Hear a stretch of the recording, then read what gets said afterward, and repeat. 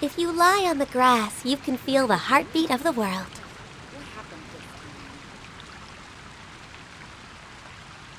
Ancient alchemy truly is fascinating.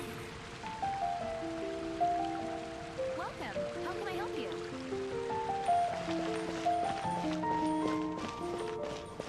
It's been getting quite busy.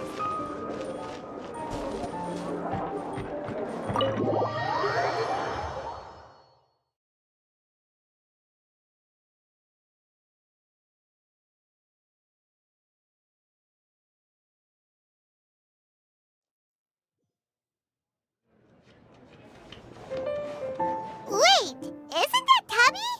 What's she doing in the cat's tail? Tabby! Ah, it's you two. What are you doing here? Wait, and how did you get out of the Serena teapot? You can do that? Of course I can. Ah, but this is your first time seeing me outside of the teapot realm, isn't it? Although the Adepti created teapot spirits primarily to manage and maintain their teapot realms, our movements are not restricted to those domains. For instance, there's Jade Seeker, who travels far and wide to gather the rarest treasures in the land. But it is true that I, in contrast, rarely leave the teapot realm at all. Ah, Paimon gets it now. Huh. Well, since you so rarely leave, what's the occasion today? As curious as I am to know how the drinks here differ from those in Liyue. No, in fact, I was sent here for a reason. What reason is that? And as it happens, it has something to do with the Traveler, too. Well, as I'm sure you've discovered, with the rising popularity of Genius Invocation TCG, inviting a friend to a duel in the tavern has become a fun way to pass the time. There's just one little problem. Many invitees currently have to travel an enormous distance to get here, turning the whole thing into quite an ordeal. I have therefore been sent here to create a little game room using the same Adeptus art as is used to construct teapot realms. That way, anyone with an invitation will need only to think the thought, and they will instantly appear in the game room. You will be free to use the room whenever you wish to invite a friend to duel, and it will be far more straightforward for them to take you up on the offer.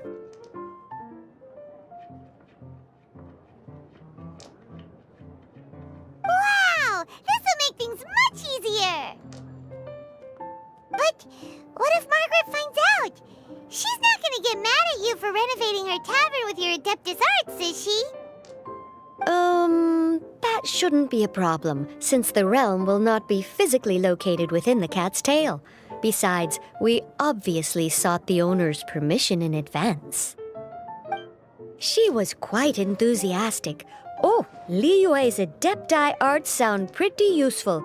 Could you double the size of the tavern while you're at it? Unfortunately, my mastery of Adeptus arts is not sufficient to achieve this. Huh. Yeah, that does sound like something Margaret would say. Anyway, it's great that you're here. I was expecting to have to wait until your next visit to the Teapot Realm to fill you in. Right then, let's get started.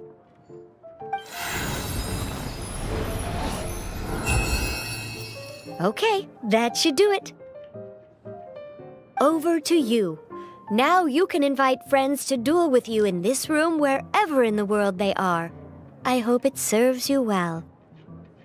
Oh, and I almost forgot. A guy from the tavern wanted me to say this to you. Hope you will have fun playing Genius Invocation TCG. It's been a while since we last played cards at the Cat's Tail. Wonder how Diona's doing. Well, since we have some time on our hands, let's go check up on her.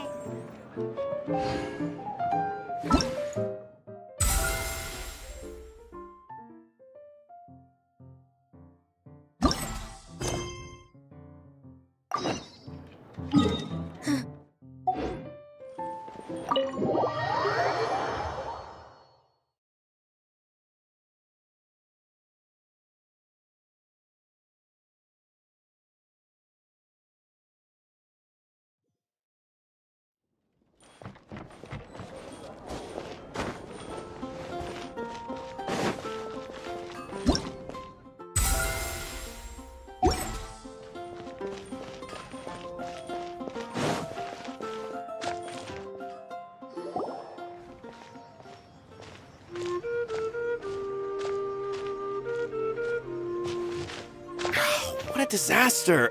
I didn't even make it through the qualifiers. How'd you do? I didn't do any better. I was beaten by that little Timmy kid. I've only ever seen him out there feeding pigeons. No clue how he got to be such a good card player. The next round's starting soon, right? Let's head over and watch the matches. I'm curious to see who'll win the grand prize. Did you hear that? A grand prize! Sounds like they were talking about a card competition. They must be talking about Genius Invocation TCG. Should be, but let's go ask Diona for details.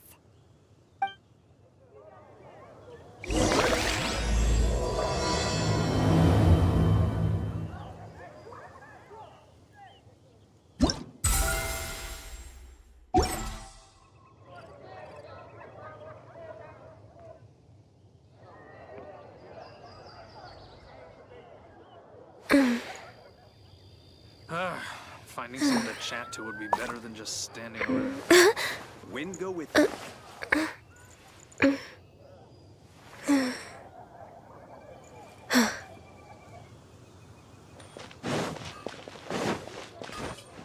Grew up together after all.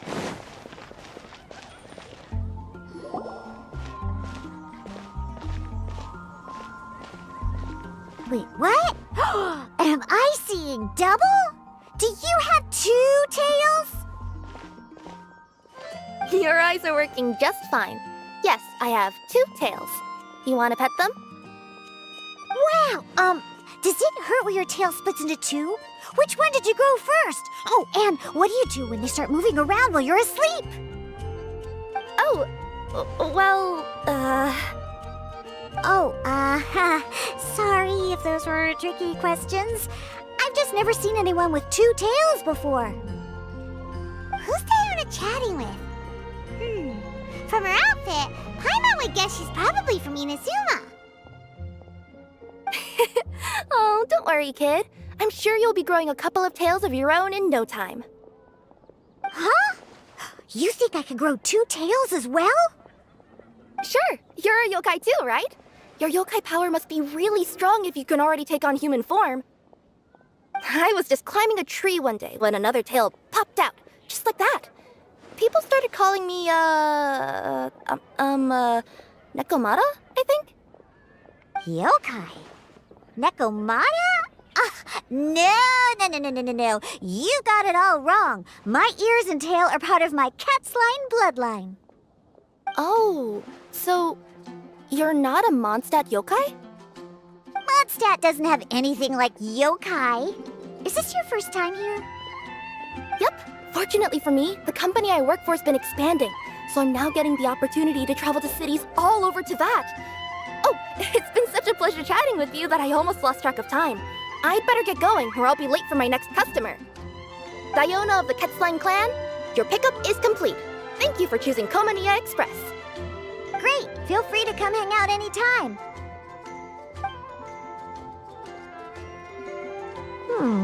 Do only yokai have tails in Inazuma?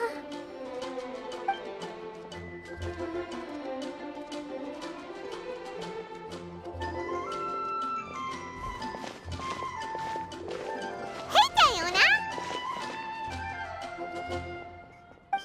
Oh, Traveler and Paimon! Hey, what brings you back to Mondstadt? Well, we figured it's been a while since we visited the Cat's Tail, so we thought we'd come and say hi! Oh, and by the way, who was that just now? Oh, she's a courier from Komaniya Express. They're an international delivery service operating out of Inazuma. Huh? Is the Cat's Tail doing international business now? no. A customer left some goods with us and arranged for Komani Express to pick them up. That's all. I didn't mind. You've been to Inazuma, right? Did you, see lots of yokai like her there? Right! But this is actually the first time we've ever seen one with two tails. Whoa! I'd love to go see for myself one day. Anyway, what were you two here for again? Did you need me for something? Oh, yeah! Paimon almost forgot. Do you know anything about a Genius Invocation TCG tournament? Apparently there's prizes and stuff. A tournament? Oh, you must mean the one being organized by the Adventurers Guild. It's a pretty big event. They even had posters imported from Inazuma. But I'm busy with things here, so I didn't sign up. I don't know all the details. Maybe try asking my boss. Got it! Well, with any luck, we'll win some more, and then we'll treat you to some yummy food. Huh, what do you mean, luck? I'm the one who taught you how to play, after all. That's meow like it. Okay, you two should probably get going now. Head to the Fountain Plaza. My boss usually takes a walk around there at this time of day. All right, we'll go there right away.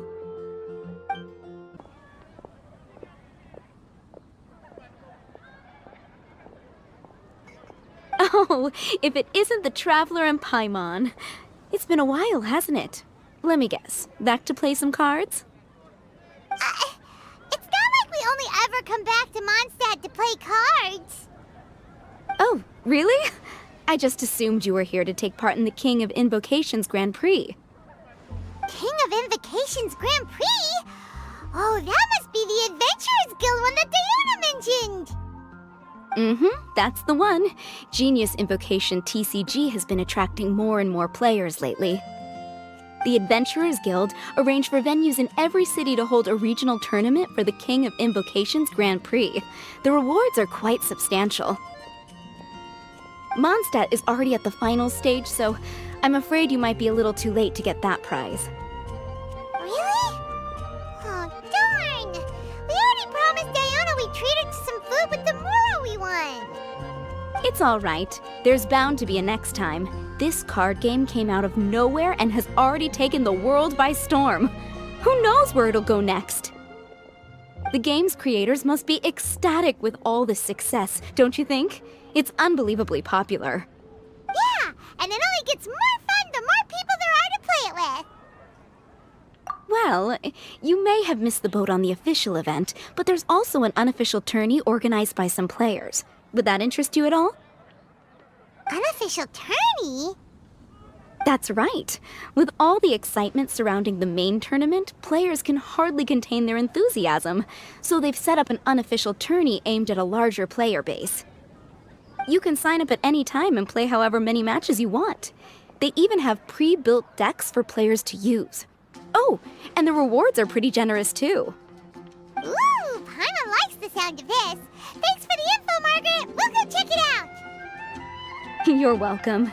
There are plenty of booths at the venue offering food and other fun activities, so it's definitely worth a visit. Who knows? You might even bump into some old friends there. Right. If there's nothing else you needed, I'll be continuing my walk now.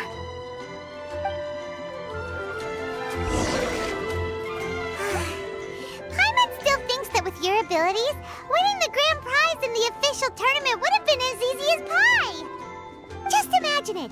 Honorary Knight defeats foes and emerges as tournament champion. The headline practically writes itself. Do my ears deceive me? Or do you two have some breaking news to share with me? Whoa! Who are you? And why the heck are you eavesdropping on us? Oh, sorry. Force of habit. I tend to keep my ears peeled at all times. Didn't even realize I was listening in. Let me introduce myself. I'm Charlotte, a reporter for the Steambird from Fontaine. I've been posted here to cover the King of Invocations Grand Prix. The Steambird? The Steambird is a major news outlet headquartered in Fontaine and widely acclaimed all over Teyvat. We even have regular columnists based right here in Mondstadt. Ooh, okay. Paimon's about some breaking news?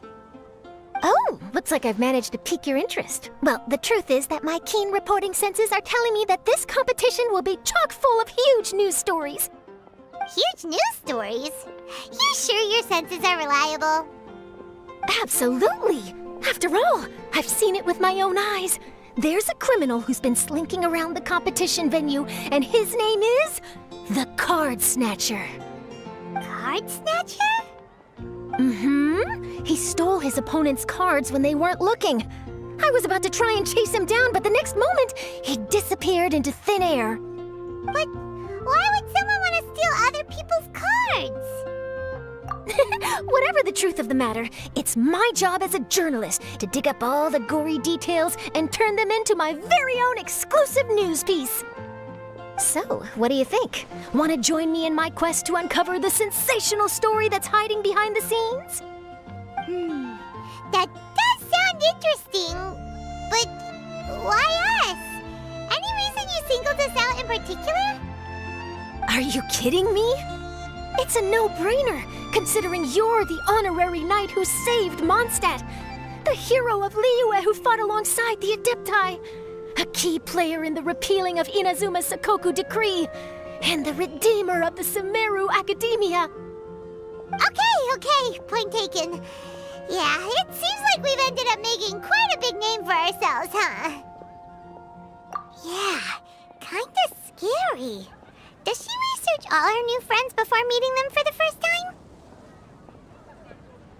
I promise you, teaming up with me will be a great move for you. For starters, when my exclusive news article is published, you'll be credited as contributors. Not to mention that being in a news agency makes me pretty well connected. That'll come in real handy if you're ever traveling in Fontaine. And if you ever wanted to run an ad in the paper one day, no problem. I could make that happen. That actually sounds genuinely useful. What do you think, Traveler? Great! Then welcome to the news crew. I've heard that the Traveler always lends a helping hand, so it's nice to know that you live up to your reputation, but even nicer to experience it for myself. Now then, before we start investigating our card snatcher, I have one other small task to take care of first. That Mondstadt columnist who I mentioned earlier is a longtime favorite of the Steambird's readership. Management thought that a cash bonus was in order, so I brought it along with me. Oh, so we're gonna go meet them now? Yep, I have the address right here. We just need to make a slight detour to drop off the Mora, then we'll be on our way. I thought you would have figured out who it is I'm talking about by now. From what I've heard, you're quite well acquainted. Oh, it's someone we know? That doesn't narrow it down much. We know lots of people in Mondstadt. Never mind, just lead the way, Charlotte.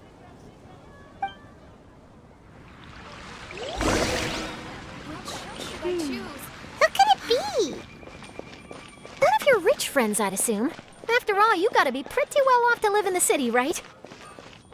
That still doesn't really narrow it down.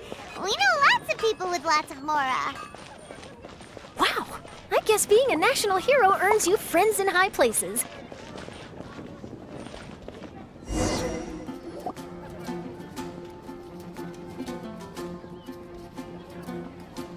Here we are. Wait here a moment. I'll go hand over the cash.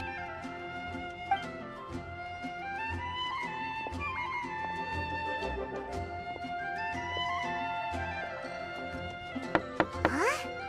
Oh, so it's... Who is it? Can I help you? Oh, Traveler and Paimon, what brings you here? And I'm sorry, I don't believe we've...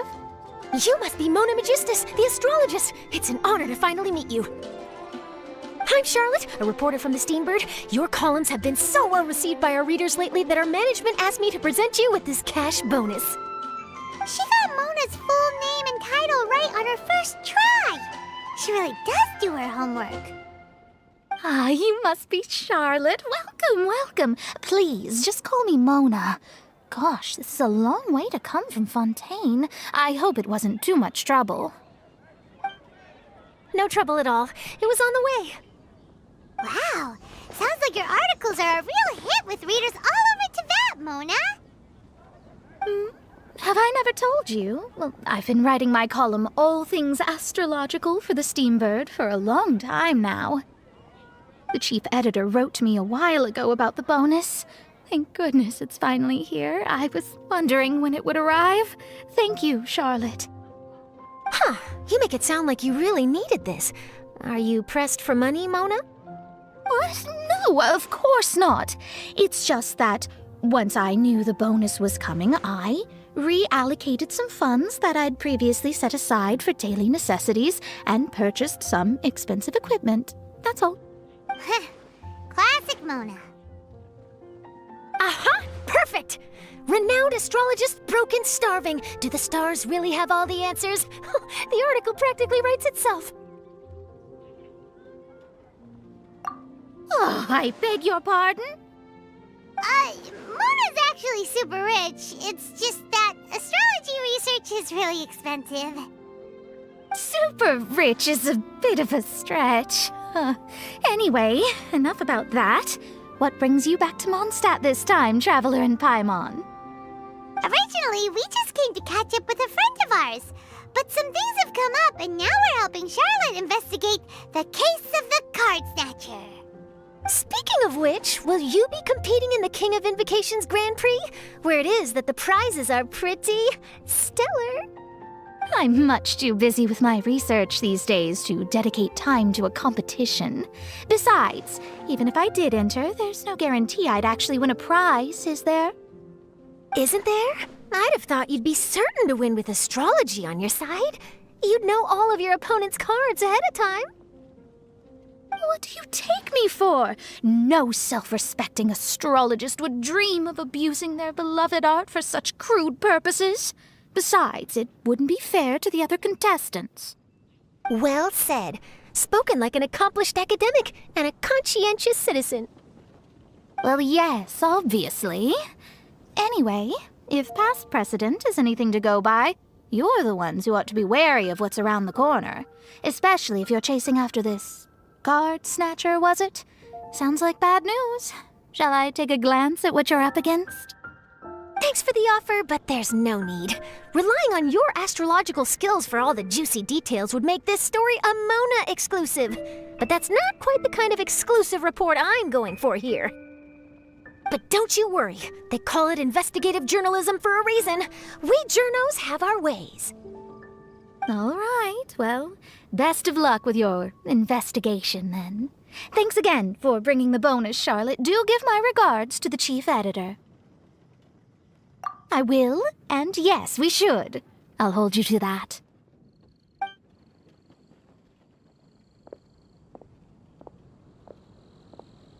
I think it's about time we started heading to the competition venue. The Mondstadt Regional Final should be starting shortly. All right! Paimon can't wait to find out who the finalists are!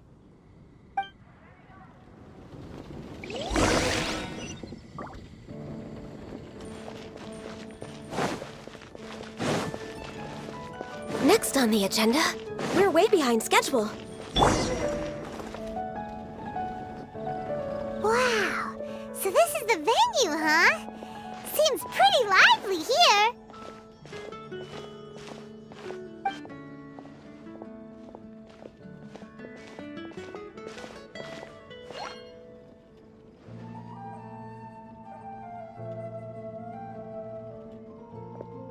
Well, if it isn't the Traveler and Paimon, what a rare surprise.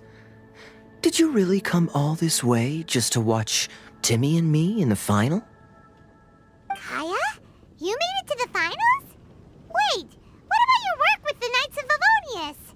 You better not be slacking off again. Hey, come on now. That's no way to talk to a friend. Naturally, I wouldn't have considered entering the competition were I not already on top of my work. Enjoying a drink while playing a few rounds of cards. I can't think of a better way to relax outside of work, can you? Oh, just be sure not to tell Diona I said that. Well, since you're in the competition, have you noticed anything suspicious going on so far? You know, like people stealing other players' cards and that kind of thing. Stealing cards, you say? I'm afraid I haven't seen anything of that sort. Not while I've been playing, anyway. Why do you ask? Well, we just ran into this journalist from Fontaine and she... Huh? Where'd Charlotte go? She was right here, wasn't she? Oh, I bet she snuck out to go find some tasty snacks for herself! Journalist from Fontaine. Oh, you mean the one from the Steambird. I do recall seeing a Steambird reporter listed in the Knights of Favonius visitor log. Yeah, that'll be her. She said that she saw a card snatcher at the tournament venue, so we're helping her investigate. A card snatcher? How very interesting. But one question, Paimon. Are you sure that cards are really what this snatcher is after? Huh? What makes you say that? Hello, everyone! Your attention, please! The final is about to begin! Now, let's give a warm welcome to our 2 contestants! Guess we'll have to leave it there. Let's continue this conversation another time. Thanks, Traveler. Go get him, Kaya! We'll see you in a bit!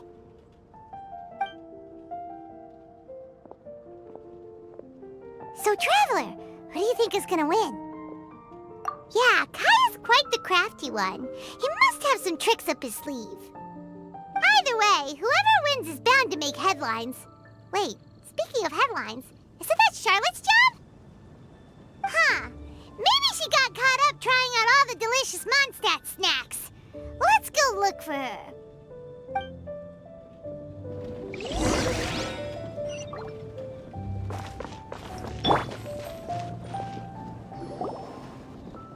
Charlotte! What happened? You just disappeared without saying anything. Oh, I just didn't want to bother you while you were catching up with your friend. But Kaya's one of the finalists. Don't you want to interview him or something?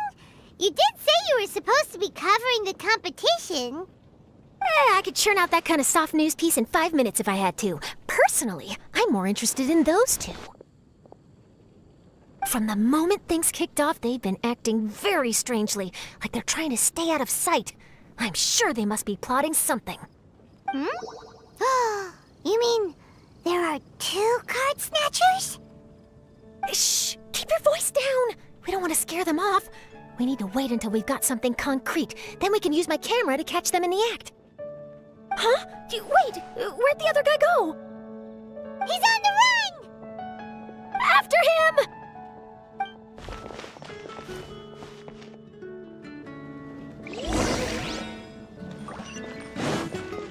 Huh? You seem like you've done this before. Do you spy on people often? Oh, you're too kind. You should see the celebrities in Fontaine, the lengths they'll go to try and avoid the public eye. Compared to that, this is nothing. That wasn't supposed to be a compliment.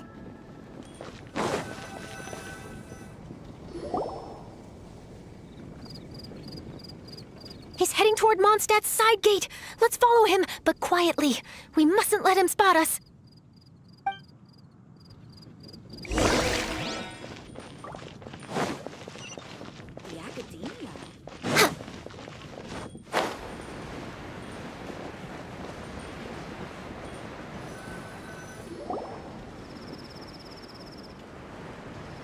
Now he's heading away from the city!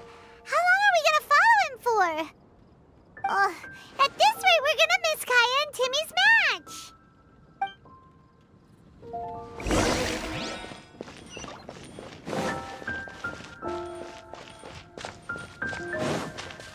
Next on the agenda, unleash!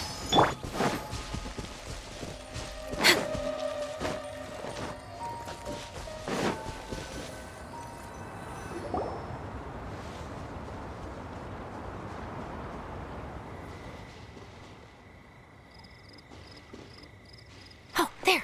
Looks like he stopped. Let's sit tight and see what happens. Why'd he come all the way out here? Is he gonna hide something? And now he's crouching down with his hands above his head. Wait! Treasure hoarders! He's in trouble! Quick! We need to rescue him! Help! Someone save me!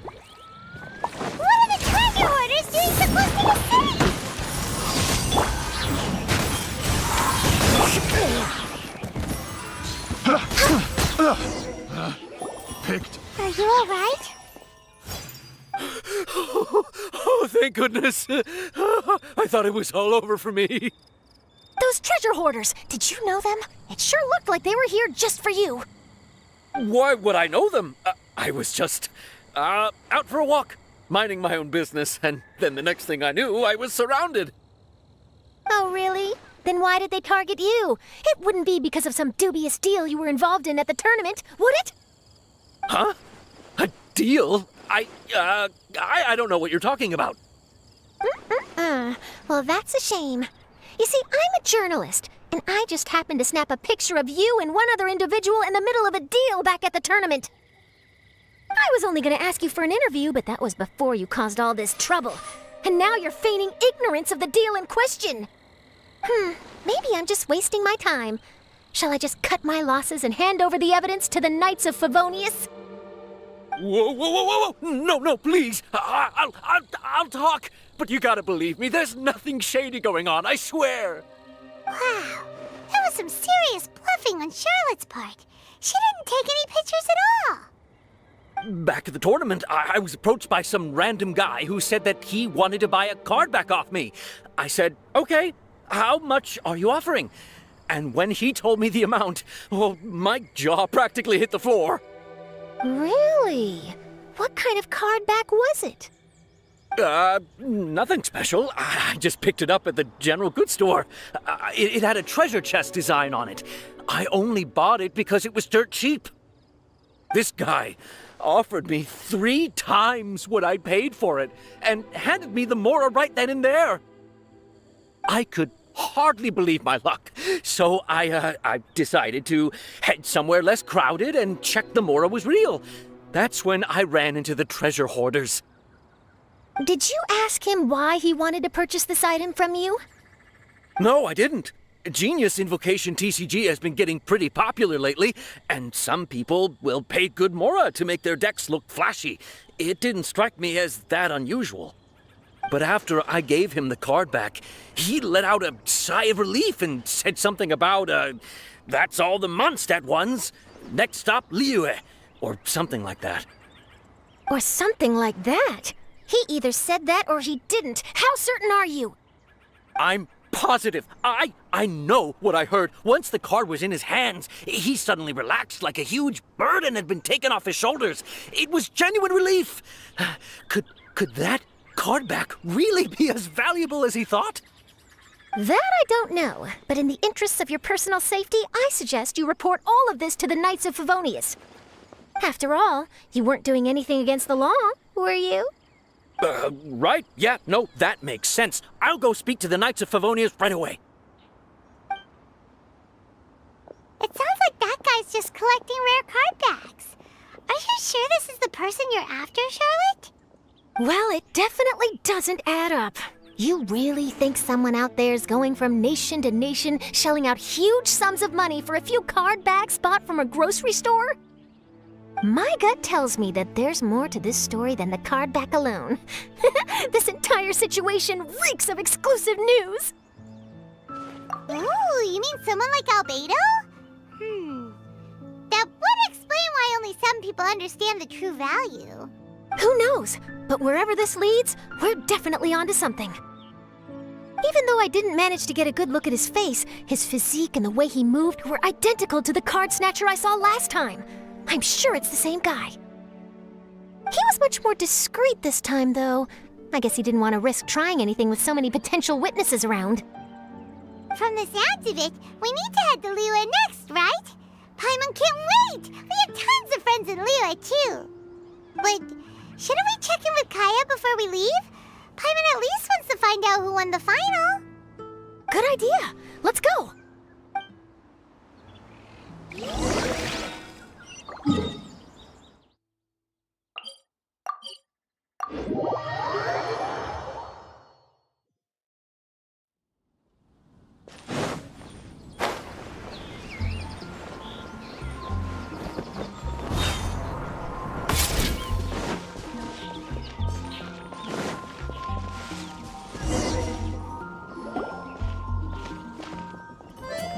I hereby declare the winner of the Mondstadt Regional Final of the King of Invocations Grand Prix is... Timmy! Wow, Timmy won! That's amazing!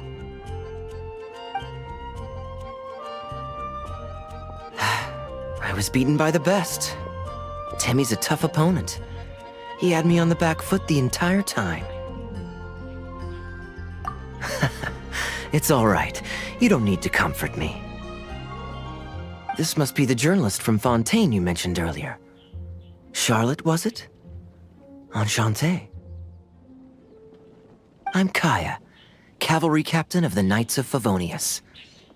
I trust you're enjoying your time in Mondstadt? The pleasure is all mine. Mondstadt's reputation as the city of song and freedom is truly deserved. The mood here is simply delightful. I'm glad you're liking it. Oh, by the way, I couldn't help but notice you all rushing towards the city's side gate earlier. Did you find something? I couldn't get it off my mind, even during the competition.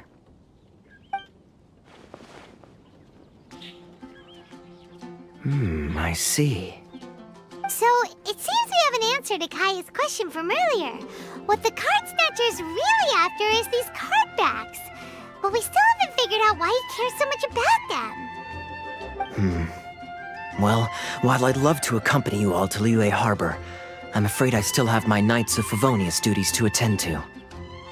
In fact, our top priority right now is strengthening Mondstadt's defenses. Treasure hoarder activity has been increasingly rampant lately. Don't worry, we'll keep you in the loop if we find anything. In fact, if Charlotte's journalistic instinct is on point, you'll probably be reading her exclusive report in the Steamboat before long. Wonderful. Then I look forward to reading all about it. Thanks for supporting quality journalism. Okay, let's take tonight off and head to Liyue Harbor tomorrow. It'll give me a chance to write down everything that's happened today. Oh, Paimon wanted to ask. See the two people on this poster? Are they the inventors of Genius Invocation TCG? They look so young. Maybe, but very little is known about either of them.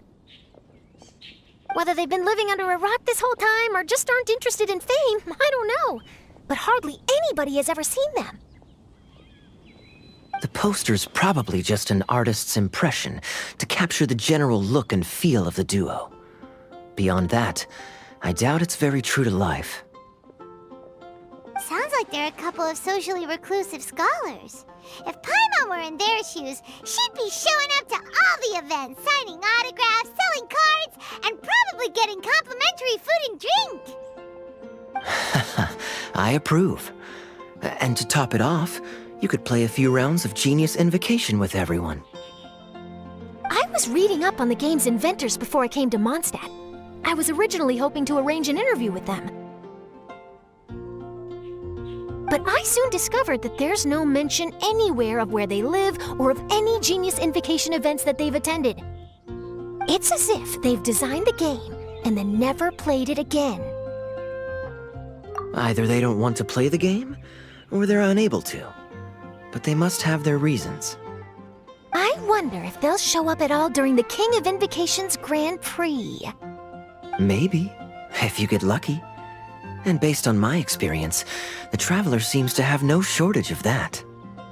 Oh, really? Well, that gives me one less thing to worry about.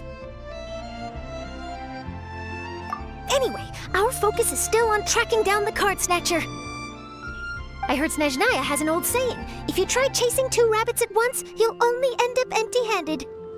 Well, the Traveler and Paimon can always split up and chase one rabbit each. Oh, okay. Now Paimon's feeling hungry. We can worry about all this later. Right now, it's time to get some grub. You can always trust Paimon to know where life's priorities lie. If it's food you're after, I recommend taking a look at the nearby stalls. The tournament has brought quite a crowd, so there's a lot of fun to be had around the venue. Sounds great! Thanks, Kaya!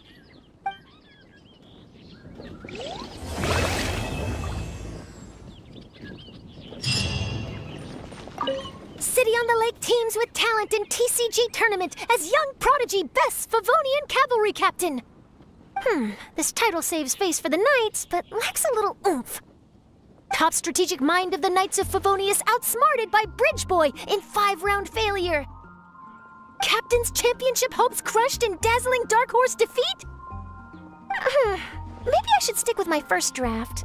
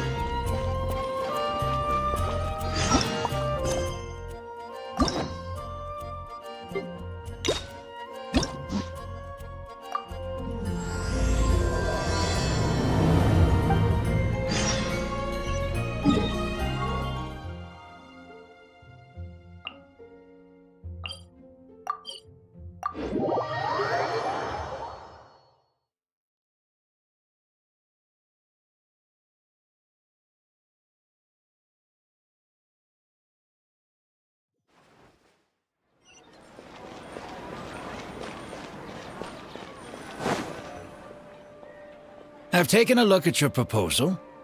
It's much better than the ones you showed me before, but I'd still like to make some changes. Oh, come on, not again. Isn't this the 6th proposal I've shown you? What's your issue this time?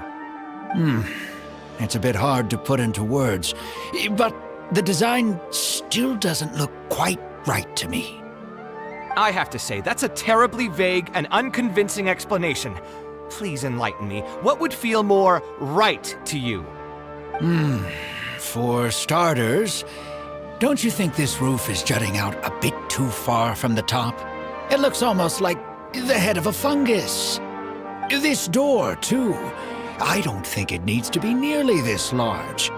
If you could reduce it to around my height, you could use the leftover materials to construct a few more rooms.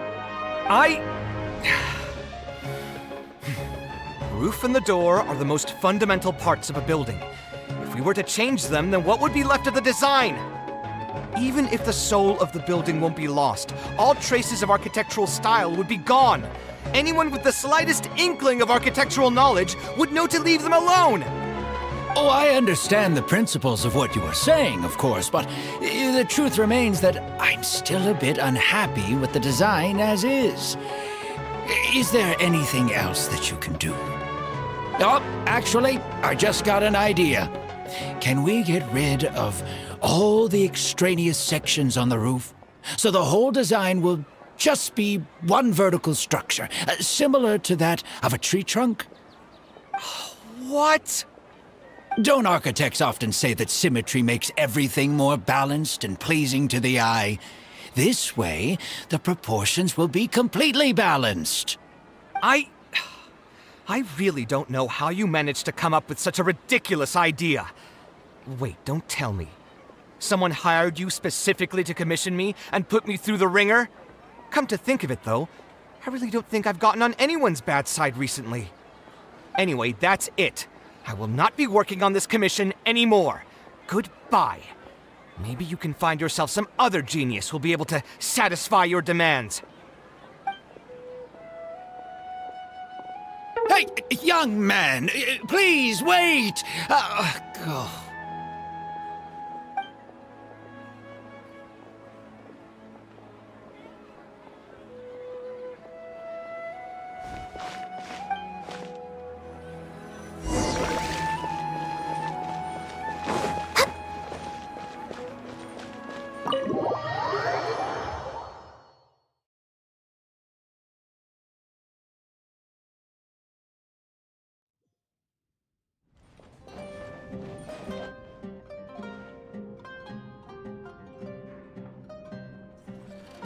Taking this commission was truly the worst decision ever. Oh, hey, I wasn't expecting to run into you here. Actually, while we're on that, what are you doing here at the tavern? Don't listen to anyone who says that drinking is an elegant pastime. It's no good for your health. So you saw all that, did you? Ugh, I thought I was in the clear. I made sure to double check that nobody I knew was around. Anyway, thanks for looking out for me. Honestly, it wasn't that big of a deal. I'm used to it by now. Stress is just an inescapable part of being a working adult. Boss, I'll have a glass of wine, same as last time. Do you want something too? I'll put it on my tab. Wine and a glass of juice coming right up.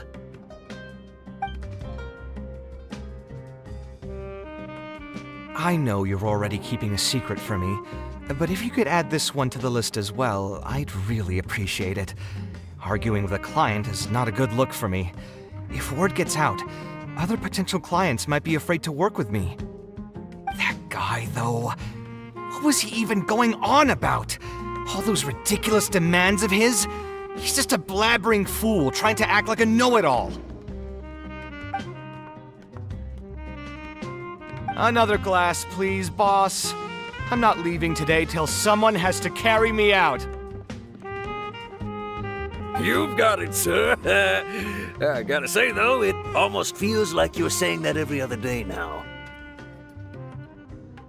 It really is every other day that you'd run into a client who knows nothing about construction requirements or architectural style. If this was in the past, I'd never have gone through 6 whole drafts trying to accommodate the client's preferences. But perhaps getting used to this just means that I've grown numb to it.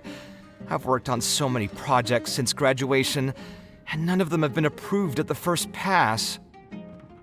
I would spend a lot of time altering my designs, and by the time the clients were finally satisfied, all my passion and enthusiasm would be gone. It feels like I'm straying further and further from my artistic vision with every change I have to make. I suppose, though, that just sticking to your guns and completely disregarding other people's feedback would also not be a good thing. All of this makes for a real paradox, one that particularly crops up in my work, too. In the end, what is the true meaning of art? Should I see it as a divine gift of inspiration from the gods, or an expression of the light of my own wisdom? Here's your drink. How are you already spouting nonsense after just one glass? Your tolerance is usually much better than that. Boss, what do you think is the meaning of art? The meaning of art? Really, my friend, who in Sumeru understands art better than you? Anyway, I don't know about art, but I do know that I'm interested in business, and some patrons are waiting to be served. So, you'll have to excuse me for now. Just holler if you need anything. What do you think, traveler?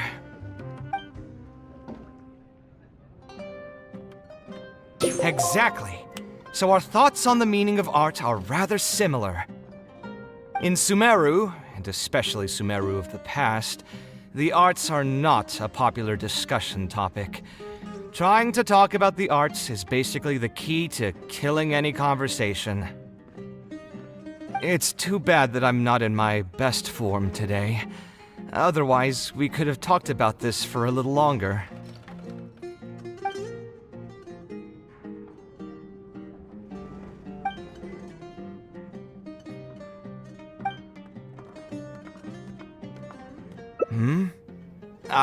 Thanks for offering, but you've seen how he is.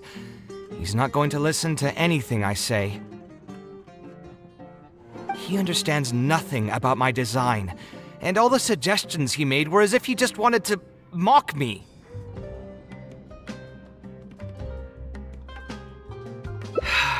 You mean, if I managed to get him to see things my way, then this project would also gain recognition from many people? You've got a point. Let's hear him out one more time, then. Time to get going. I know where we'd be able to find the guy. There's no time to waste. The wine can wait until another time. I'll go take care of the bill.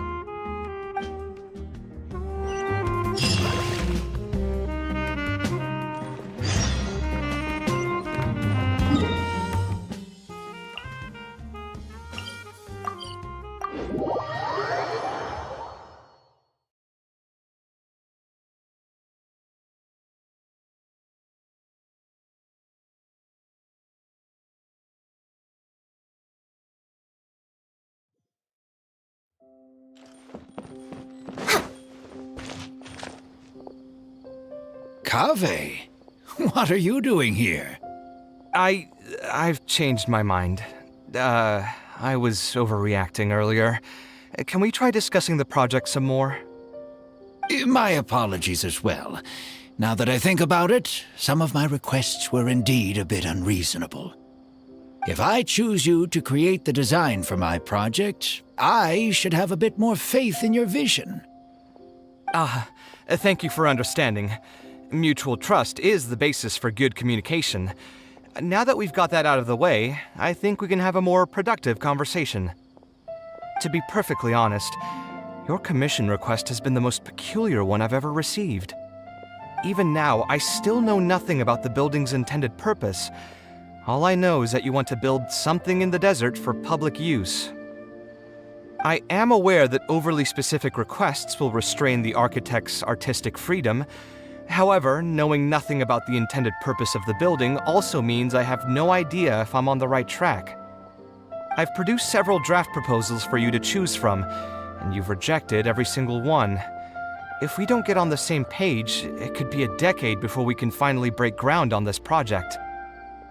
Yes, I've given this some thought already. I think we can go with the general direction of the latest proposal that you just showed me. It's just... Just what? Putting the building design aside, can we get some less expensive materials for the floor tiles? Yeah, I know someone in the business, and the red bricks he sells can go for pretty cheap. The timber here as well. We should be able to find some substitutes. Please give me a moment. My head's starting to hurt again. Just please hold on for a second. So, let me get this straight. You want to reduce the cost of the project, right? But if we implement your suggestions, then I'm afraid we have to scrap the entire design. Architectural design cannot be neatly split into discrete parts. Any change to one part of the design will affect the quality of the whole thing. I decided to utilize high-end timber for this section because the weight-bearing structure requires the supporting materials to be durable and strong. Same with the tiles. Switch them out and the entire mural will have to be redesigned.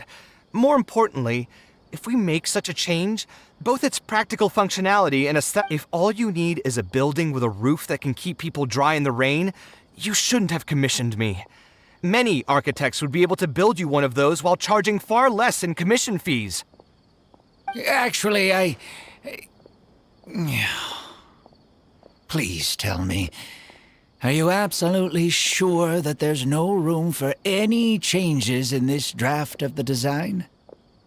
I think the most important thing for me is to understand what you would actually like to get.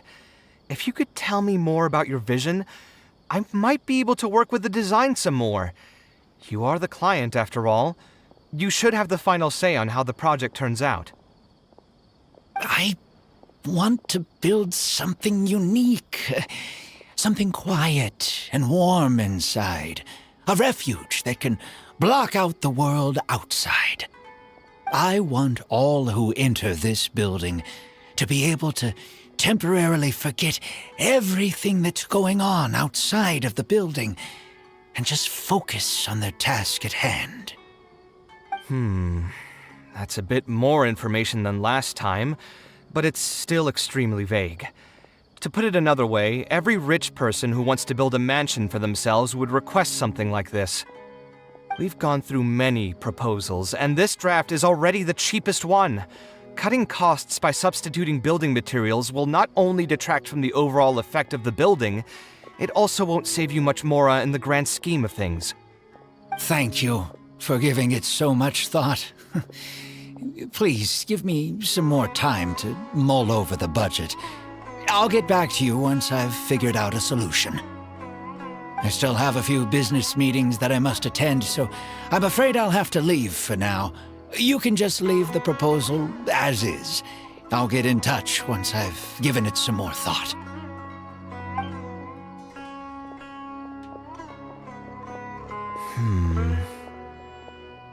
I also have a similar feeling. Is that really okay? I mean, what he does now is none of our business. He does seem really suspicious, though. He dresses like a rich person, but when you talk to him, he hardly sounds the part. That's actually pretty common. Not all rich people are spendthrifts. Many are just, as if not more, stingy than him.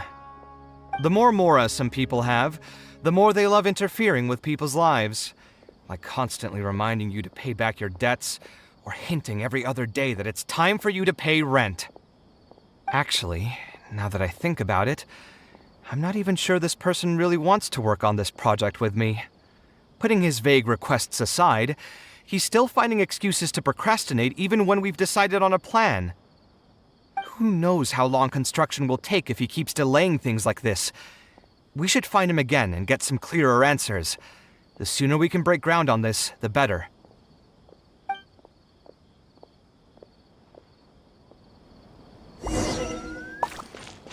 We're way behind schedule.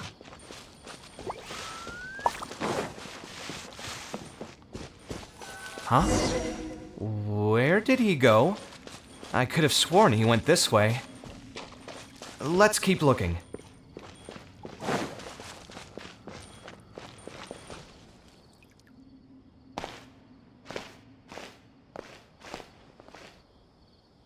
Oh, hey, look! Isn't that Badawi? It sure looks like him, but he's dressed completely different now. What is he up to? Didn't I tell you before? I'm not looking for more workers. Plus, aren't you a bit old for physical labor? If something happens to you, I won't be able to pay for it. Oh, you won't have to worry about that. I grew up as an eremite mercenary and worked in the desert my entire life. My body's still in great shape. I don't have many talents, but I still have my muscle. If you need someone to unload goods or drive away sumpter beasts, I'm your man. You used to be an eremite mercenary? I know there are a lot of bad apples in our ranks, but most are just trying to make a living. We're not that greedy by nature, and we'll do our best when given a job. Let me think. I'm sorry, but I still can't take you in. I don't have any open positions right now, and don't have the mora for anything more. How about this? Why don't you try your luck somewhere else? Okay. He used to be a member of the Eremites? Huh. From the way he was dressed, I would have thought he was a merchant from the rainforest. Let's ask him about it.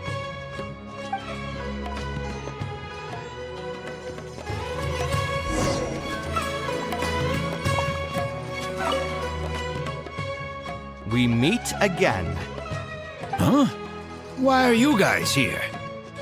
That's what we wanted to ask you. Who are you? Why did you dress up like a merchant to talk to me about our project? There's no need for us to continue this project if you still want to keep hiding things from us. I don't work with individuals I can't trust. Believe me, I didn't have any bad intentions. It's just... All right, there's no point hiding anything anymore. The building I'm trying to commission you for is not really a personal residence for me, but rather a library for children living in the desert. A library? Funded entirely by yourself? Shouldn't this be the responsibility of the academia? I've heard that the academia will be looking to prioritize the desert with the allocation of educational resources and materials. It sent over a large shipment of regular goods just last month. You're right, and I was aware of these happenings as well. I just figured what I want to do is a separate effort from what's already being done by the academia. The desert is too vast. Even if the academia spends a lot of effort trying to disseminate knowledge in those parts, it might still take decades, if not centuries, to reduce the educational gap that already exists between the two regions. And what's more, I don't know if the academia would ever reverse its stance in the future. All I know is that as a desert dweller, We should not wait passively for good things to happen to us. If we only did that, we'd never be able to stand up and hold our heads high. I don't have much longer left on this world, so I just want to use whatever time I have to contribute something to my homeland. I didn't want you to know that I came from the desert. I've lived in the desert my entire life, and there wasn't anyone here that I could trust. I figured I needed as much safety as I could get. To the point that you even disguised your identity? That's certainly taking playing it safe to the next level. Hold on. Don't tell me you've also been scammed before. When I first came to Sumeru City, I brought a lot of Mora, hoping to find an architect that I could work with. Someone agreed to take on the project, and even took a sum of Mora from me, but then disappeared without a trace. After that, I heard that there are a lot of untrustworthy people in this business. Some would run as soon as they've been paid, while others would deliberately use expensive materials and take a cut of the construction funding. I spent a while collecting information in the city, and eventually learned that you're the most famous architect in all of Sumeru. I figured that you wouldn't need to make Mora by scamming people, so I decided to reach out to you. By the way, how did you know I was scammed? I don't think I've ever mentioned that to anybody. Just a hunch. A while ago, I accepted an offer to work on a project in the desert, and was also scammed out of a large sum of Mora. I ran into someone who was living in a pretty run-down house. I noticed a load-bearing wall on the verge of collapse, and suggested that I build a new house for him. He said that he had no way to pay for it, so I loaned him some of my own Mora, and told him to get some stone and timber from the local vendors. Soon after that, I found out that he had gone gambling with all the money, and lost everything, down to the last coin. And after that, he even borrowed Mora from me twice more, using a different excuse each time. I didn't even suspect him of any wrongdoing until he hired a group of mercenaries and tried to ambush me in his own house. According to him, I looked like an easy target because I was an academia scholar who didn't have any family or friends in the desert. What kind of person would just look at someone else and think, this guy looks like an easy target? Those kinds of things do happen every once in a while, yes. Folks like him are the exact reason why us desert dwellers' reputation have gone down the drain. I must apologize to you on their behalf. It's all right. You were also scammed by someone from Kasharwar after all. I should apologize to you on their behalf. Ultimately, neither of our experiences had anything to do with the desert or the rainforest. People who are new to an area are always easy targets for criminals. Yeah, you'll find both good and bad people everywhere. I can't understand the logic of those who like to take advantage of others, but I have to accept their existence as a fact of life. Anyway, I digress. Let's return to the topic at hand. Did you keep rejecting my designs because you thought I was deliberately using expensive materials to take a cut as a middleman? That's what I was afraid of initially, yes. I eventually understood that you weren't out to cheat me. But unfortunately, I still don't have nearly enough Mora to pay for the design you proposed. I've done the math and know that we should be able to make it if we cut some corners. However, after our conversations, I can see that you're passionate about your design, and I'm quite fond of the proposal as well. So, I decided to try and see if I can afford your proposal as is. I've been looking for work every day, and in another month, I should be able to cobble together enough Mora to meet the budget. By cobble together, you mean you're going to spend your entire life savings on this project? But then, what will you do if something unexpected comes up, and you find yourself stuck with no emergency fund?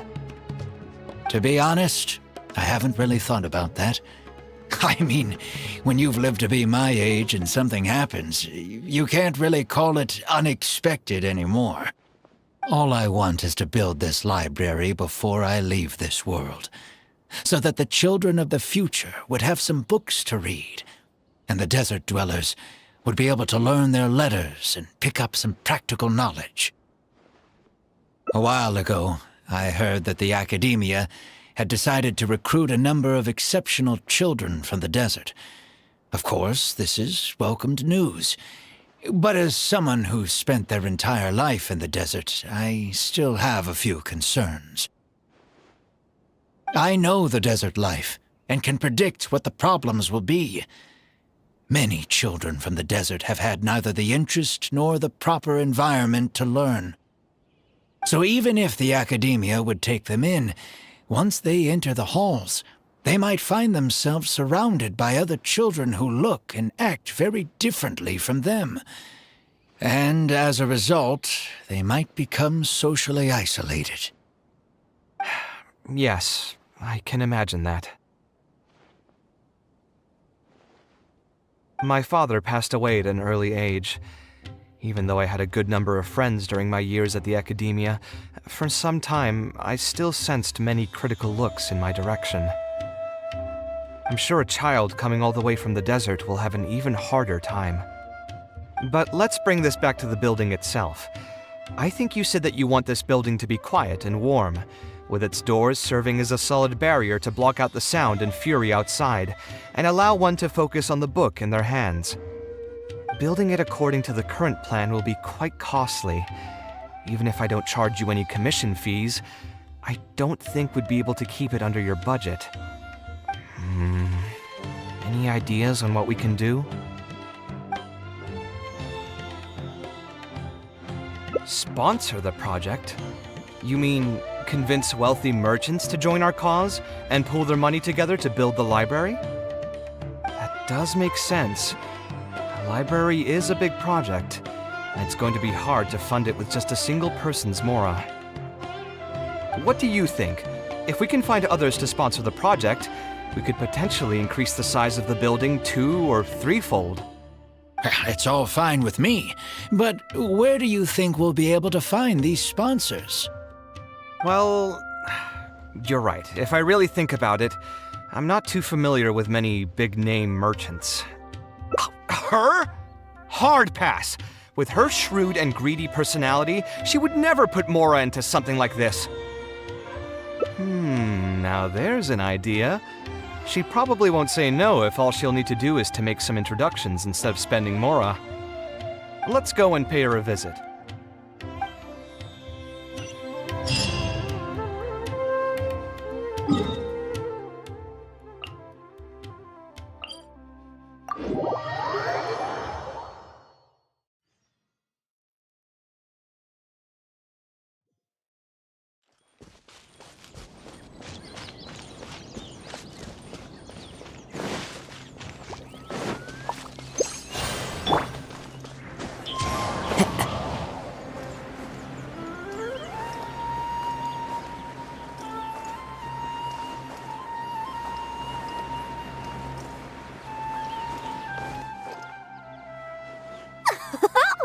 Now here are some unexpected guests.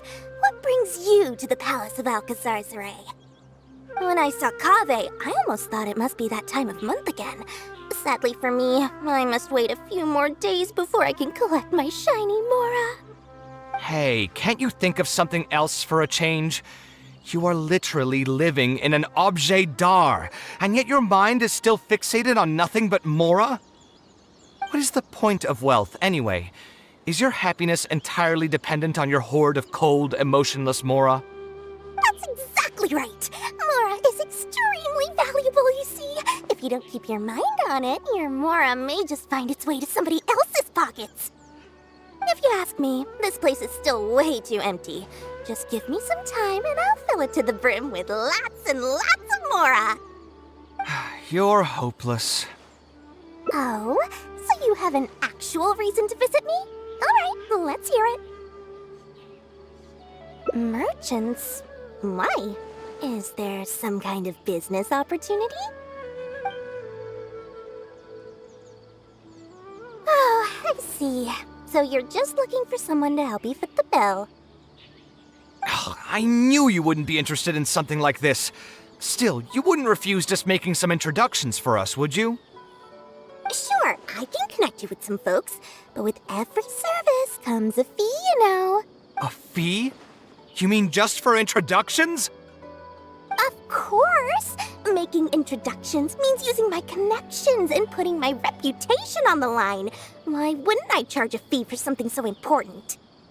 And since we've known each other for so long, though, I'll give you a huge returning customer discount. How about 500,000 Mora?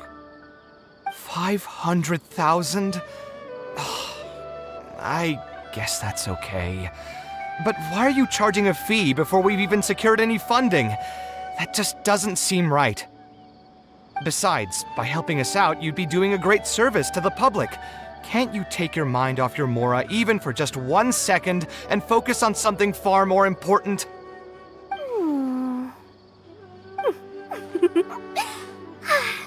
Very well. Since you're so passionate about this project, I'll help you out and waive the introduction fees. 3 of my business partners came by earlier today to discuss some things with me, and they still haven't left yet. I'll arrange a meeting for you, and just so we're clear, it'll be up to you to present your project and discuss any deals. Thank you so much. You can wait here. I'll bring them over to you.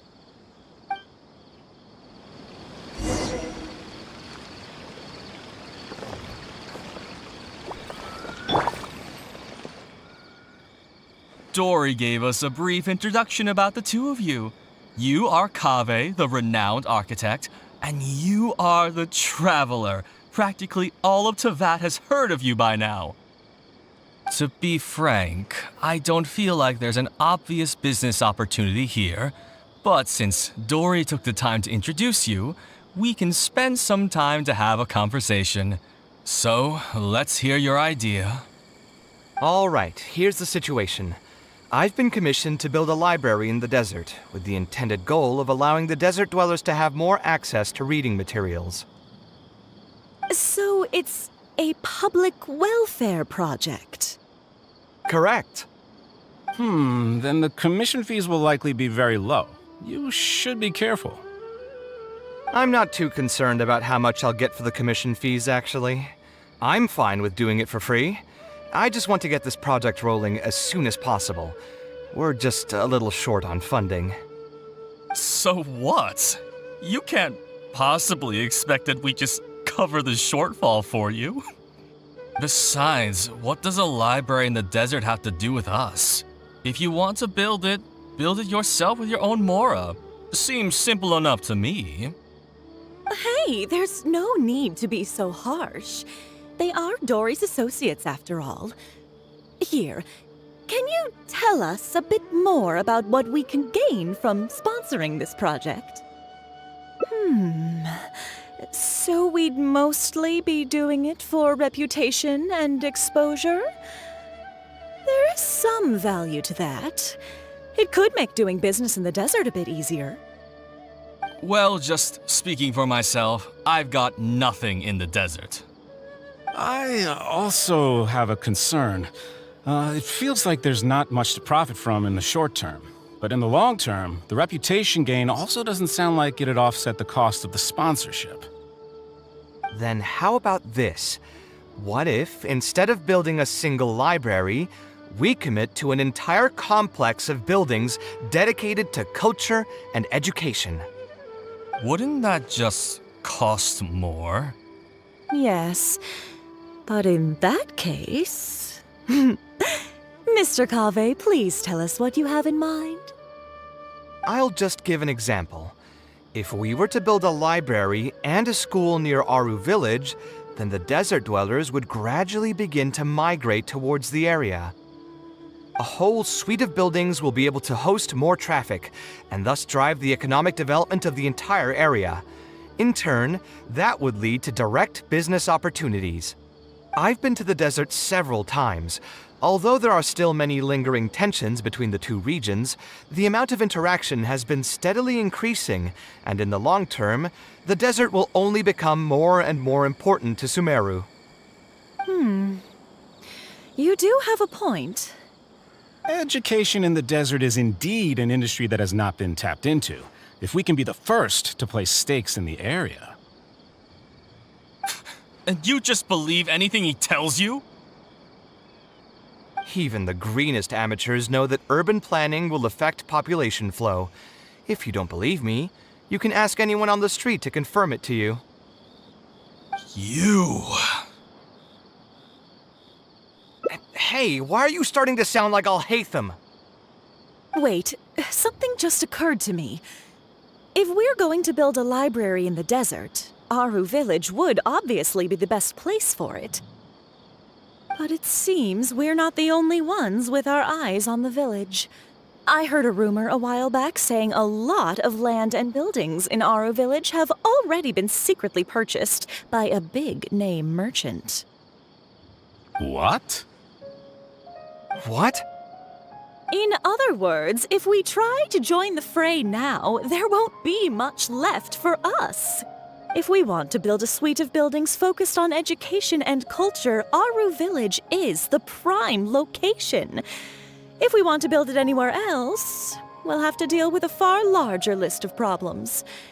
It's not impossible, I suppose, but... Then there's no hurry. We can wait for Aru Village to develop more first and get into the market for expansion to other areas. But if you were to do that... Is there nothing else to discuss? Great timing! I pretty much heard all I want to hear. If there are no other urgent matters, I'll be on my way. I'll be off as well. If you have any new ideas, please feel free to reach out. It seems like the others are not interested in funding this, so no point in me doing this on my own. Let's revisit this another time. Hey, guys, wait! Well, what can I say? I guess it went somewhat as expected. They are Dory's friends, after all. As soon as they heard that there's not much more in this for them, they lost all interest. Yeah, it's just another day doing business with people. But I can never get used to that. Those people never think of anyone other than themselves. Looks like we'll have to figure out some other way to get the funding. Let's go. How did the meeting go? Want to talk about it? Let me think. Where did I... Oh, where did all that passion go from earlier, I take it you weren't able to find a sponsor for your project? Please don't tell me that you're here to mock us. What kind of person do you take me for? Would the kind and generous Lord Sakuma Bay really do such a thing? I will say, though, I more or less expected this outcome even before I introduced them to you. You can try to talk up the project all you want, but the facts will remain the same. This project is high investment with slow returns. No sane person would put their money into this. But this isn't just a business project, right? Also, if you already knew no one would want to partner with us, why did you still try to charge me 500,000 mora? You scammer! You might want to remember who your creditor is before you start talking like that, Kaveh. I'll pay back every last coin that I still owe you, but that's a completely different matter.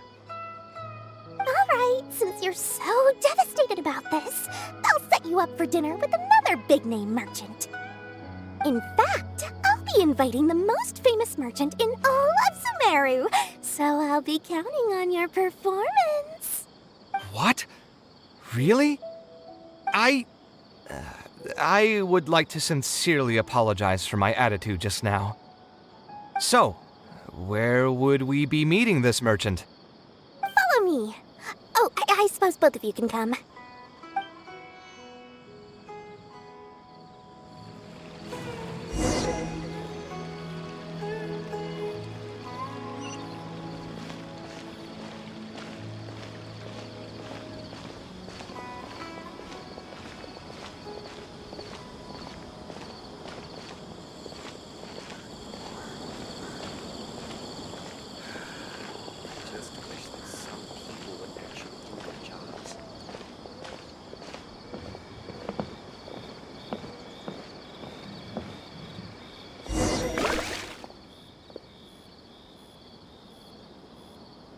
this is the place. You said you're going to introduce us to the most famous merchant in Sumeru. Well, where are they? You still don't get it, huh? The most famous merchant in Sumeru? Huh? So you meant yourself all along?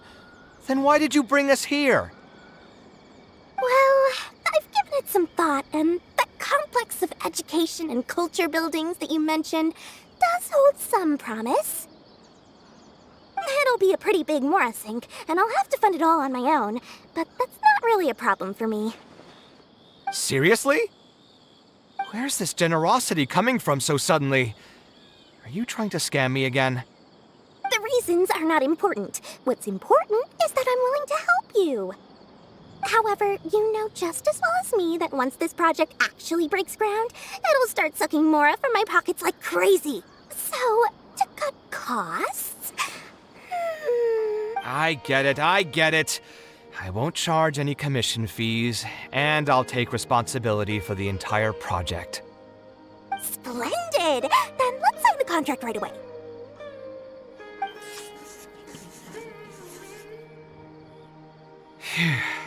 This way, the children of the desert will have some books to read. Their lives should improve a bit after this. Of course, there are a few things better than using my knowledge to help other people change their fates. I must thank you as well, Dory. I used to say you only cared about Mora, which might have been some prejudice on my part. Sorry for that. I will also try to pay back my debts as soon as possible. Now, let's have a quick discussion. Where would you want the library to be built? That will be the most important building. There's no rush. I'll provide you with a copy of the deed when we get back. You can just use the address on the document to find the lot. Huh? The deed? So hold on a sec. The person who has been buying up everything around Aru Village was you all along? Oh my, did I not tell you about that? Yep, yours truly has been buying up all the land.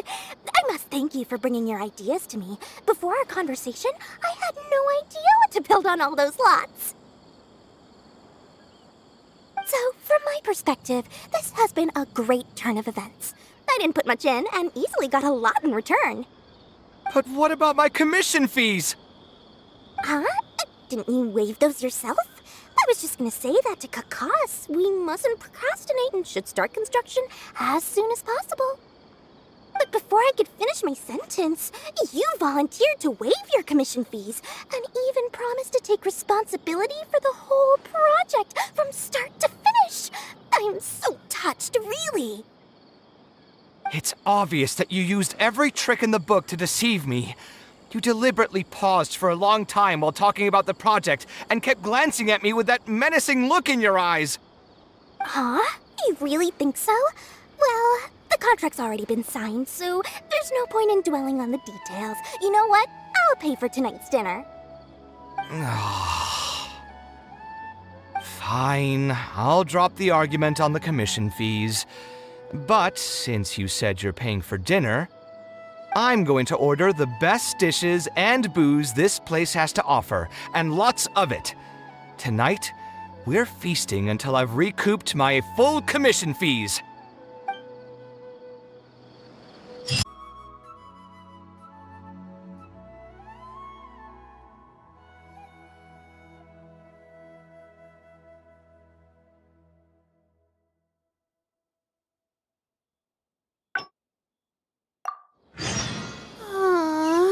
What?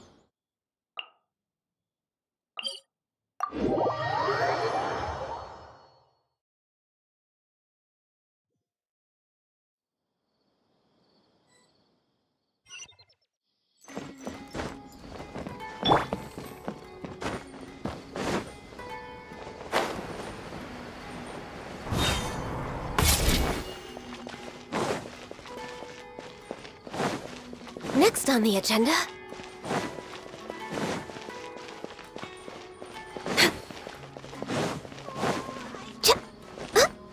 Next on the agenda... We meet again. Huh? Why are you guys here? That's what we wanted to ask you. Who are you? Why did you dress up like a merchant to talk to me about our project?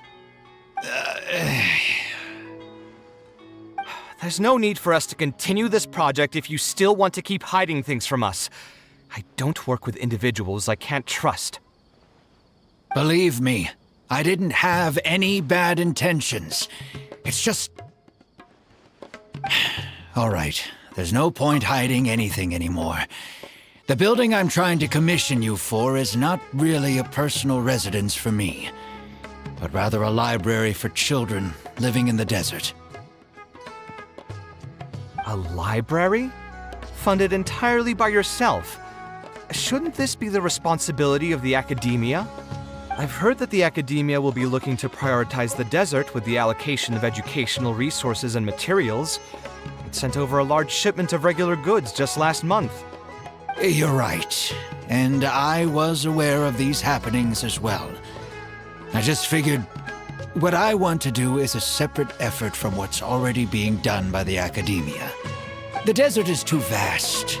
Even if the academia spends a lot of effort trying to disseminate knowledge in those parts, it might still take decades, if not centuries, to reduce the educational gap that already exists between the two regions.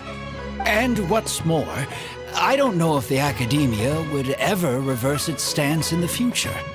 All I know is that as a desert dweller, we should not wait passively for good things to happen to us. If we only did that, we'd never be able to stand up and hold our heads high.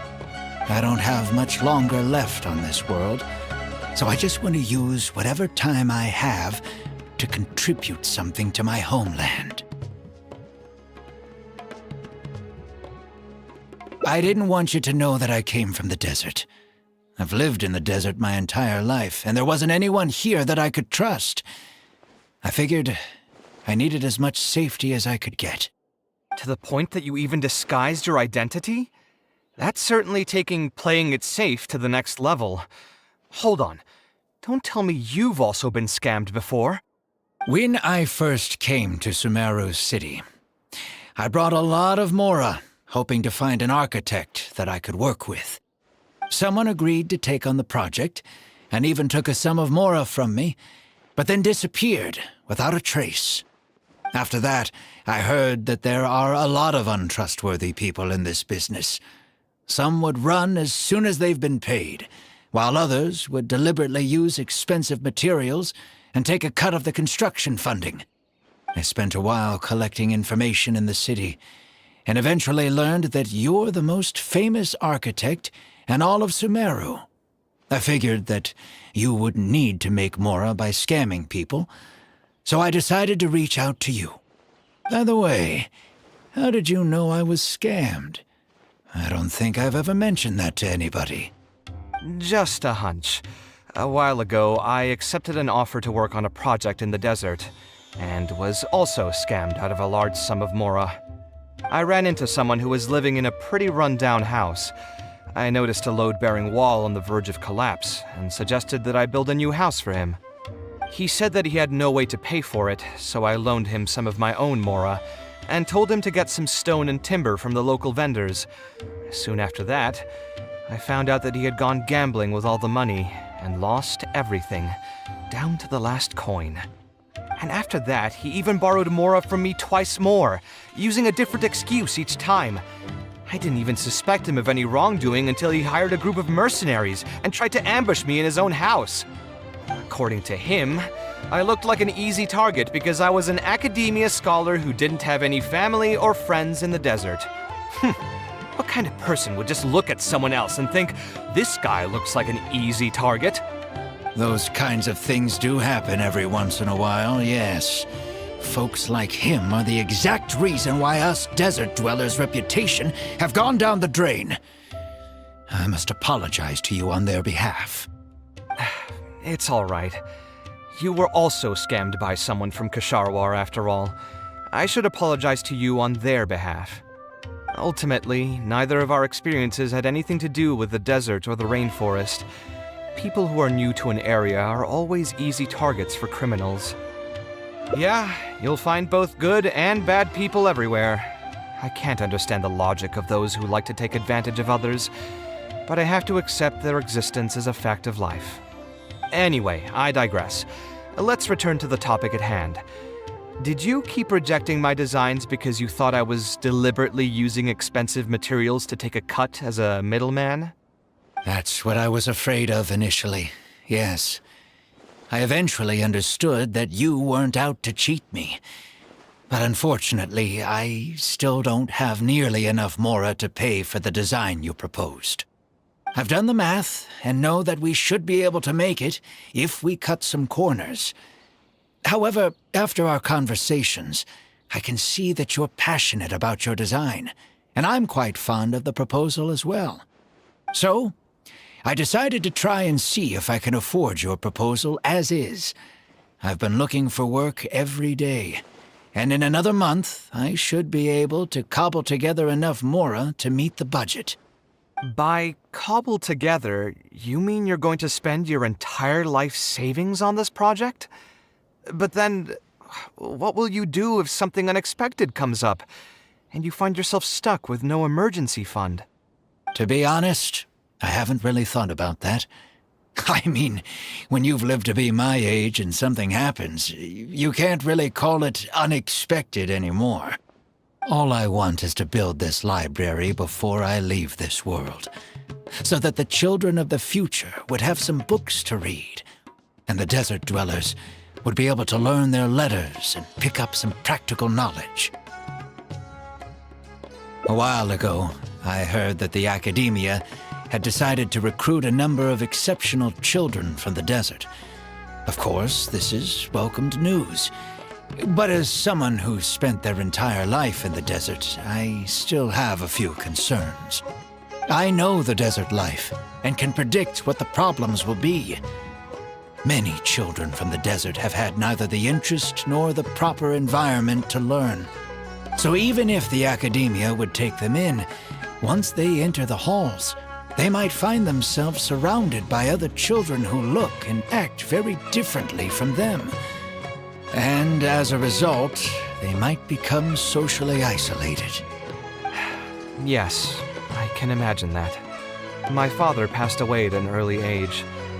Even though I had a good number of friends during my years at the academia, for some time, I still sensed many critical looks in my direction. I'm sure a child coming all the way from the desert will have an even harder time. But let's bring this back to the building itself. I think you said that you want this building to be quiet and warm, with its doors serving as a solid barrier to block out the sound and fury outside, and allow one to focus on the book in their hands. Building it according to the current plan will be quite costly. Even if I don't charge you any commission fees, I don't think we'd be able to keep it under your budget. Any ideas on what we can do? A slightly different style. Give me a minute. Most architects would probably prioritize cutting costs and removing extra features in this situation. Indeed, converting the building into a simple bungalow would solve most of our problems. However, I do not think this would be the best solution. While it's true that the aesthetic value of a building is often viewed as an afterthought, neglecting it has some long-term negative consequences. It is especially undesirable in this situation, as the library will serve a high number of children, many of whom would have never been exposed to structures that may be considered elegant or beautiful. To completely give up on the more aesthetic design would mean stripping the children of an opportunity to appreciate the beauty of architecture. I share Badawi's sentiments in wanting to preserve a more complex design. However, if we can reduce the ornate aspects of the design while maintaining its fundamental elegance, which is to say we won't touch the arches and stone pillars but make changes elsewhere, this is definitely a first. To make up for the loss of regular details, we would need to put a lot of extra effort into the layout, lines, and color. I see. Would that really be okay? It just increases the difficulty of the design. You should feel lucky that out of all the architects in the city, you chose to approach me. Most of the others would have given up on this project by now. As for inspiration, I think I might have something in mind. but I'd need to visit the site to make sure. Where do you want this place to be built? Tell me the exact location. Aru Village. Although it wasn't my childhood home, I think it'll be the best site for such a building. Okay, then we can pay a visit to Aru Village. Is there something I can do for you? I've already caused you a lot of trouble before, and now you're revising the design again because of me. Which draft are we even on now? It's making me feel terribly guilty. Let me think. You said you used to be an Eremite mercenary, right? In that case, you could help us clear out some monsters that are blocking the way to Aru Village. We want to keep the roads clear, and reduce the loss of materials during transport to a minimum. If everything goes well, that'll help us save some Mora. All right, just leave it to me. If there's anything I'm good at, it's clearing out monsters. What are you waiting for then? Let's pack up and get ready to go.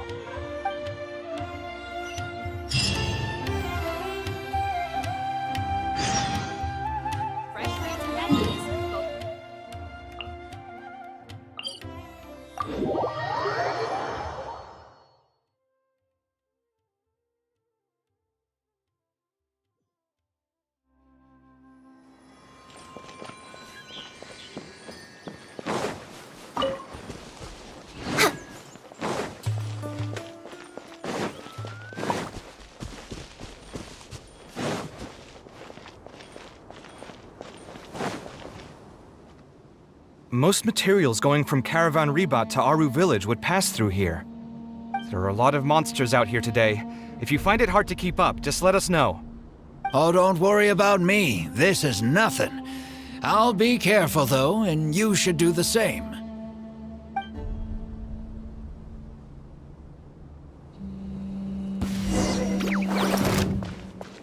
Not now.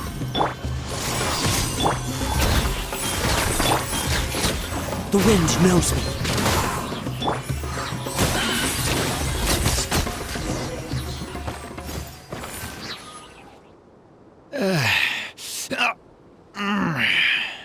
I'm fine. I've spent my entire life fighting these kinds of monsters in the desert, after all. They won't get the best of me. But it's one thing to fight against monsters, and another to fight against an old injury. It's something I picked up when I was young. There were many fights between mercenary brigades back then, and one day someone stabbed me in the back. I don't think much of it back then, but with age, it's caught up to me. Few mercenaries get to enjoy their later years. Failing health tends to take the joy out of reputation and wealth, and many mercenaries never even made much of the latter to begin with. Is there someone you know who can help to look after you? Unfortunately, no. My wife passed away at an early age, and I don't have any children. Sometimes I'd close my eyes and realize most of my life story has already been written. I have many regrets about my past, but at the same time I also know that there were never many options for me in the first place. I joined the Eremites when I was young, and won many battles with them. My survival was more a matter of luck than actual ability. If at all possible, I want future children of the desert to have some more options in life. I don't want them to turn out like me. My apologies. The older we get, the more we tend to ramble. Seems like we've already cleared out most of the monsters. Let's hurry over to Aru Village.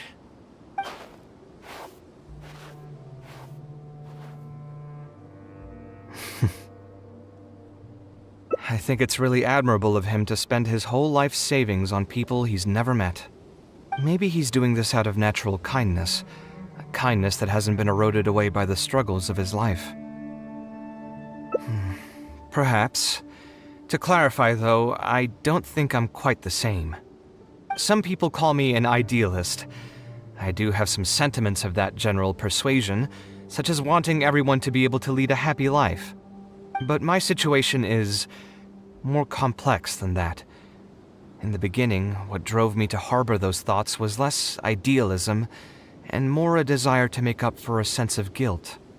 When I was young, I impulsively encouraged my father to take part in the first Inter-Darshan Championship, hosted by the Academia. He set off confidently hoping to win something for me, but failed to clinch the title. What's more, he fell into depression after the competition, and requested to join an investigative research project in the desert.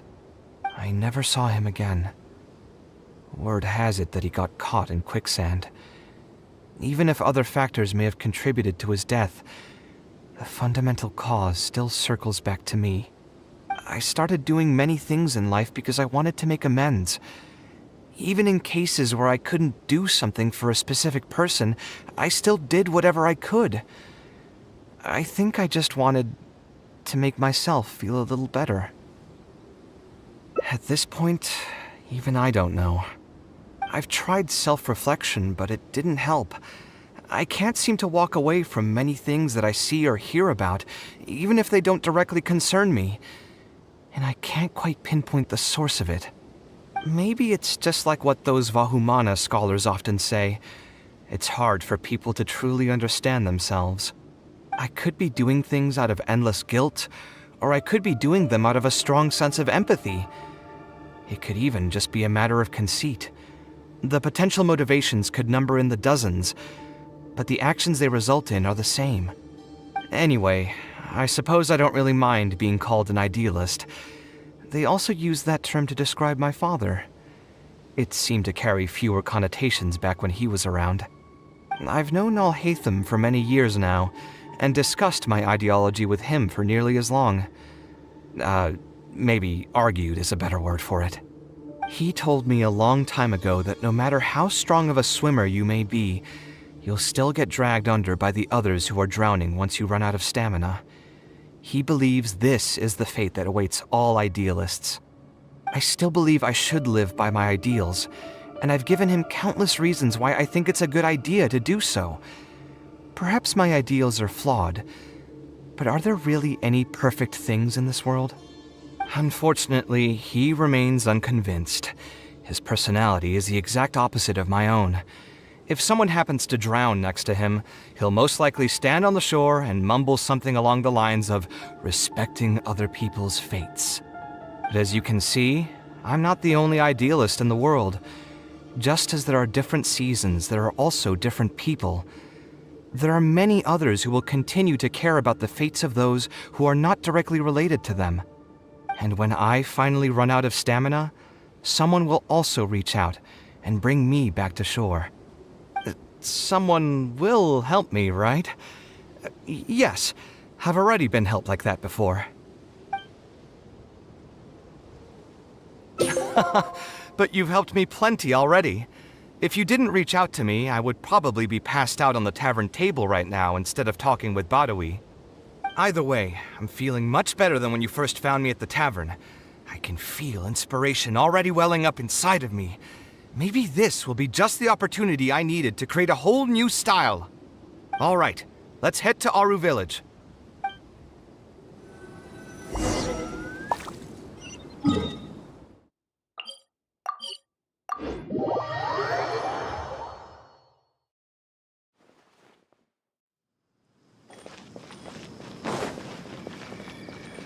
Next on the agenda.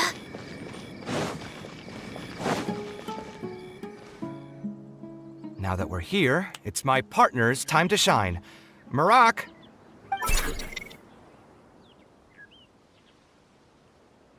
Oh, what's this? My toolbox. I built it using an ancient mechanical core. It's not too smart, but it's super useful and can help me with a variety of tasks. I'll take Marak and find a suitable location for the building. Once that is done, I'll get to work on a few designs. Traveler? Ah, you know each other? Hello. I suppose you must be Kaveh from Kasharwar. I have heard of you before. My name is Sitaria, and I'm currently the person in charge of promoting educational assistance programs here in the desert. Educational assistance programs. Then you must be familiar with the local conditions here. I can't say I'm too familiar just yet, but if you have any questions, I'll try my best to answer them.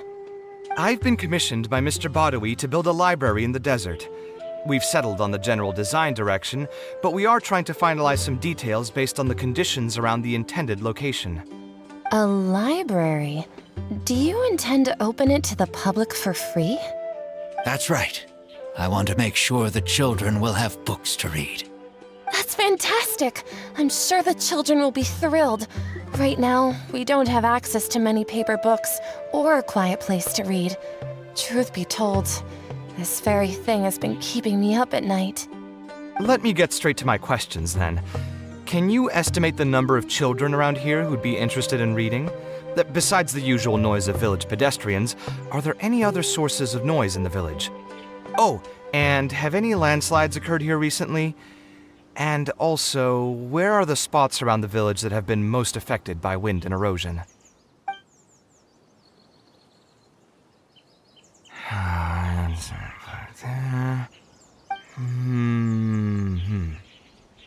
All right, that should be everything. Badawi, let's go over the budget again. We'll keep the building structure the same, but make the place a little bigger, so it'll be able to hold more people and get better natural light. The parts of the project that cost the most will be the insulation and ventilation materials. I'm sure you understand, no one likes to read in a place that's hot and stuffy. I want to make significant changes to the arrangement of the bookshelves, tables, and chairs. I'll go over the specifics of that shortly. I have 2 plans in mind. Both are pretty minimalist in style, but will provide a very different ambiance from the world outside. Our final cost should be around 70% of the last figure I quoted. The whole thing should take around half a year to complete. Marak has produced a sketch for all of you to see. If everyone's okay with it, then we'll proceed with that as the formal plan. The inspiration just came to me naturally. All I did was put thoughts to paper. I must give you credit, though. If it weren't for your advice and suggestions, I probably wouldn't have landed on this new style so quickly. According to the traditions of my profession, I should probably name this style after you. Let's call it the Traveler style. In the meantime, let's look forward to the day when this building is completed and can finally open its doors.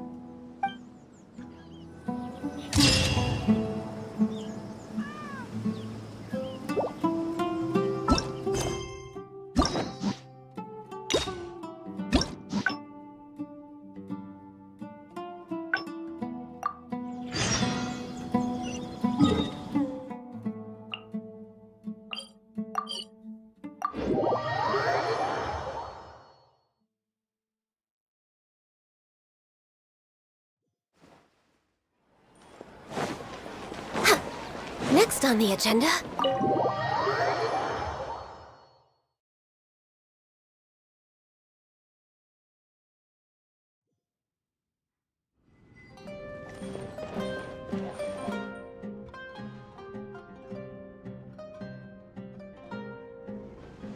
Taking this commission was truly the worst decision ever. Oh, hey, I wasn't expecting to run into you here. Actually, while we're on that, what are you doing here at the tavern? Don't listen to anyone who says that drinking is an elegant pastime. It's no good for your health. So you saw all that, did you? Ugh, I thought I was in the clear. I made sure to double-check that nobody I knew was around. Anyway, thanks for looking out for me. Honestly, it wasn't that big of a deal. I'm used to it by now. Stress is just an inescapable part of being a working adult. Boss, I'll have a glass of wine, same as last time. Do you want something too? I'll put it on my tab. Wine and a glass of juice coming right up. I know you're already keeping a secret from me, but if you could add this one to the list as well, I'd really appreciate it. Arguing with a client is not a good look for me. If word gets out, other potential clients might be afraid to work with me. That guy, though, what was he even going on about? All those ridiculous demands of his? He's just a blabbering fool trying to act like a know-it-all.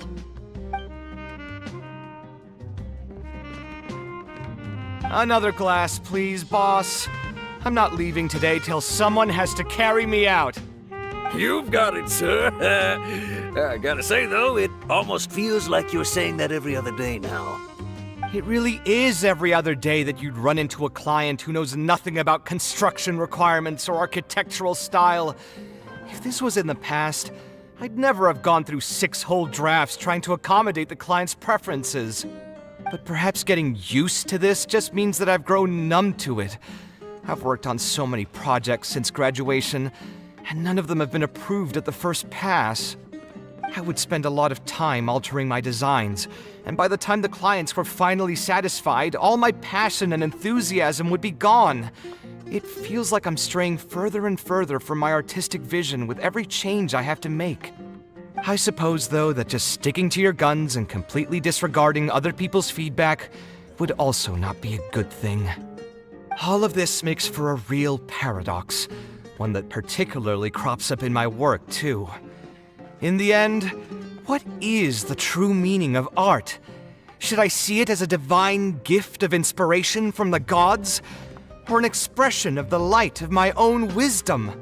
Here's your drink. How are you already spouting nonsense after just one glass? Your tolerance is usually much better than that. Boss, what do you think is the meaning of art? The meaning of art? Really, my friend, who in Sumeru understands art better than you? Anyway, I don't know about art, but I do know that I'm interested in business, and some patrons are waiting to be served. So, you'll have to excuse me for now. Just holler if you need anything. What do you think, traveler? Yes, art shouldn't be self-indulgent entertainment saved for the elite. Let's say that I built a house for someone. If they don't like how it looks, then no matter how brilliant it may appear to me, they won't be happy with it. The problem is that it can be very difficult to get validated by others. I could compromise my personal standards to accommodate my clients, but often that just means creating a final product that I would struggle to look at.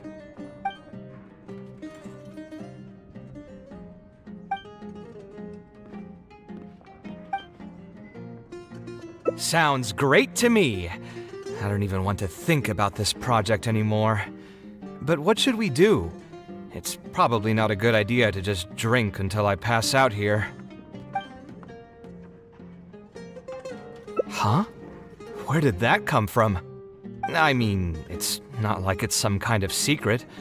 You probably already know some bits and pieces of my past. My mother is also an architect. I've always adored her drawings, and when I was young, I used to sit next to her and watch her bring all kinds of buildings to life on paper. You could say my interest in architecture just naturally grew with time. Perhaps.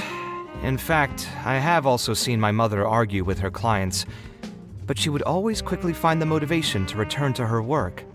Unfortunately, I've barely had any contact with her since she remarried and moved abroad. Even if I wanted to ask her about her ability to stay positive after an argument, it would seem rude to barge into her life again over something as trivial as that. I did remember something else, though, and haven't reopened it since. It's been a really long time. Now that so many years have passed, maybe I have finally developed the maturity I need to face those memories without losing my mind. Yeah, I should dig it out and take a look. Sorry, I've had too much to drink and wasn't thinking clearly. You're right. I should do these kinds of things with the support of a friend. Speaking of that, I can call you a friend now, right? Either way, thanks for reminding me that I can invite you to come along. Had I just gone back by myself, it would have looked like I'm deliberately trying to keep things from you. Thinking too hard about the words is giving me a headache, so I'll just give it to you straight. Thanks to your advice, I have decided to put my current projects on pause for now, and spend some time trying to rekindle the passion for my craft. If you want to stick around and see how this will turn out, you'll be sure to encounter some bits and pieces of my past. Do you think you'd find that too boring? All right, then let's head back together. I mean, you already know where I live. Who knew that the day would come when I too would have...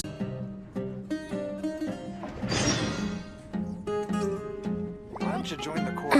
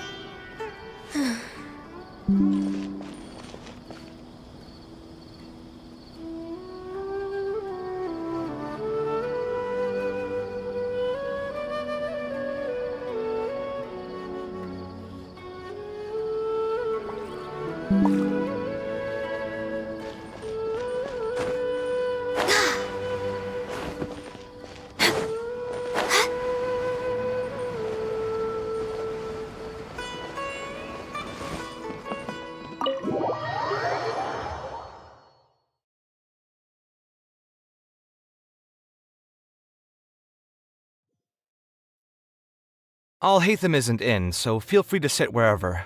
I'll bring out the box.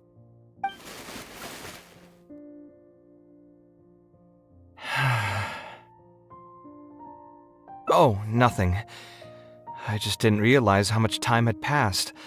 The box is pretty dusty, which means it's already been a while since I've moved into this place, and many years since my mother moved to Fontaine. I'm happy for her. I hope she'll be able to find happiness there. She raised me all by herself after my father passed away. It definitely wasn't easy for her. Anyway, enough about that. Let's see what I packed into this box. What are all these things? Oh, I remember now. This is a drawing I made in Port Ormos. Obviously, I wouldn't call it anything special now, but I was less than 5 years old when I made this drawing. That's more than 20 years ago. You could say it's pretty good for a child of that age. Now that I've said that out loud, I suppose I do have some level of artistic talent, right? Criticism and self-doubt have always been a part of the artistic process. Without criticism, there can be no improvement. It's normal for me to question my abilities from time to time. I admit that I may have spent a little too long questioning myself this time around, but as you know, the heart tends to dwell on whatever it pleases. Anyway, never mind. The more I talk about it, the less confident I feel. Let's see what else we have in the box. My building blocks! It's been years since I've last seen these. When I was a kid, I used to stack them super high, and could even stabilize the tower to keep it from tumbling over. Oh, and this blueprint. I made it by copying my mother's sketch, and the aspect ratio was horrendous. It's still technically the first blueprint I made myself, though. I was super proud of myself when I finished it, and put it in the same pile as my mother's sketches, hoping she'd notice and compliment me for my good work. Unfortunately, my mother didn't realize that I had put it there. When she had a meeting with a client the next day, she handed my blueprint to him by mistake. The client was completely confused by this new blueprint, but apparently he felt too tongue-tied to question such a famous architect. It was only a few days later that he finally gathered up the courage to pay my mother a visit. He asked, "The door in this blueprint is even taller than the roof. Is this supposed to be part of the design?" My mother took me with her to personally apologize to the client several times. She didn't scold me about it in private, though. Instead, she went over all the steps required to draw a good blueprint, and was very patient throughout the whole process. I still remember it like it was yesterday. Let's see, is there anything else left in this box? Huh. What was this again? Ah, this is my mother's notebook. She used to write and sketch in it all the time. When I was a child, I used to be super fascinated by this notebook, and always pestered my mother to let me read it. After asking her a few times, she told me that I could read it as long as I could guess the password. Huh. Wonder why she didn't take this notebook with her. Did she leave it to me on purpose? If only I could. I never managed to guess the password. Hey, it's not a matter of time, it's a matter of inspiration. That's what we need to guess the password. Who knows? Maybe this time something will click in my head, and the answer will just present itself. Let me think. What could it be? I could tell what you were thinking. Don't worry, I tried all the easy guesses a long time ago. I've tried my name, my father's name, my mother's name, my grandparents' names on both sides, and all of our birthdays. I've tried every name and number remotely related to my family. I've even tried stuff like love you Kaveh, take care, and yours truly. I've tried every cheesy phrase and well-wish in the book, but this lock has refused to budge.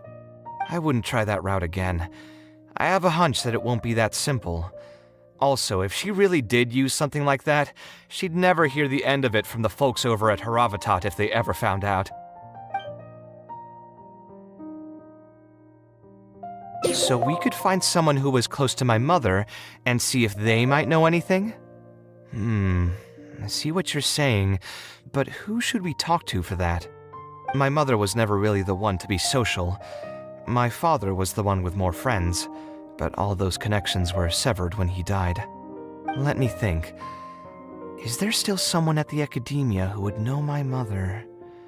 Ah, actually, there is someone. Professor Zaha Hadi. Huh, you've never really heard of her?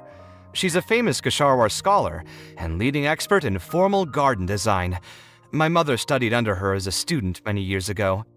Professor Zaha Hadi published many works during her career, so I was able to learn a lot by studying her essays. If there's anyone who still remembers my mom, it'd be her.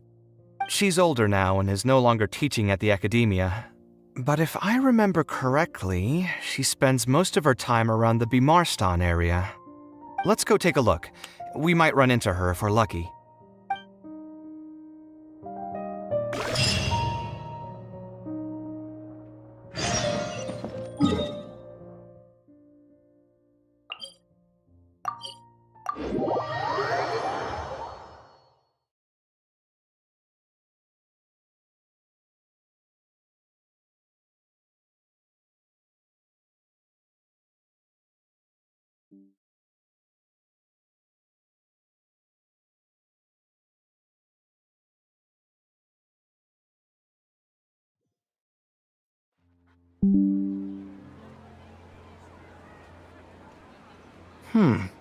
What am I supposed to do now?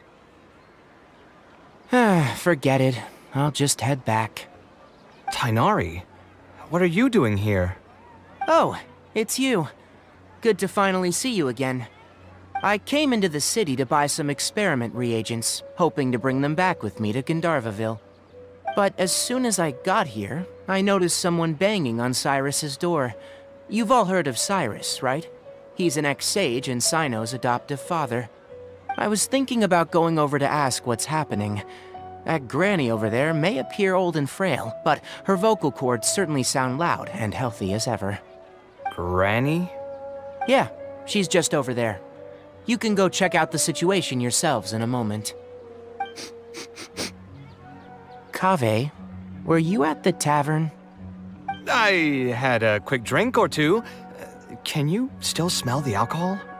Drinking in broad daylight. Really?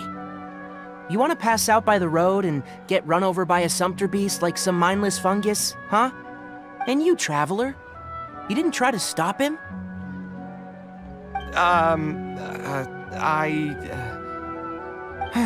You look like a wreck, Kaveh. What happened? Are you feeling down again? You know what? I'm hosting a meal at Pardis tomorrow evening. Do you want to come? Huh? Oh, I had no idea. Let me think for a moment. I'll come if I can find some time. All right. Then I'll plan on reserving 2 seats for you. I'll be heading back to Gandharvaville for now. I have a feeling that argument over there is going to continue for quite some time. It might be best if we don't get involved. A granny who lives nearby. Let's go take a look.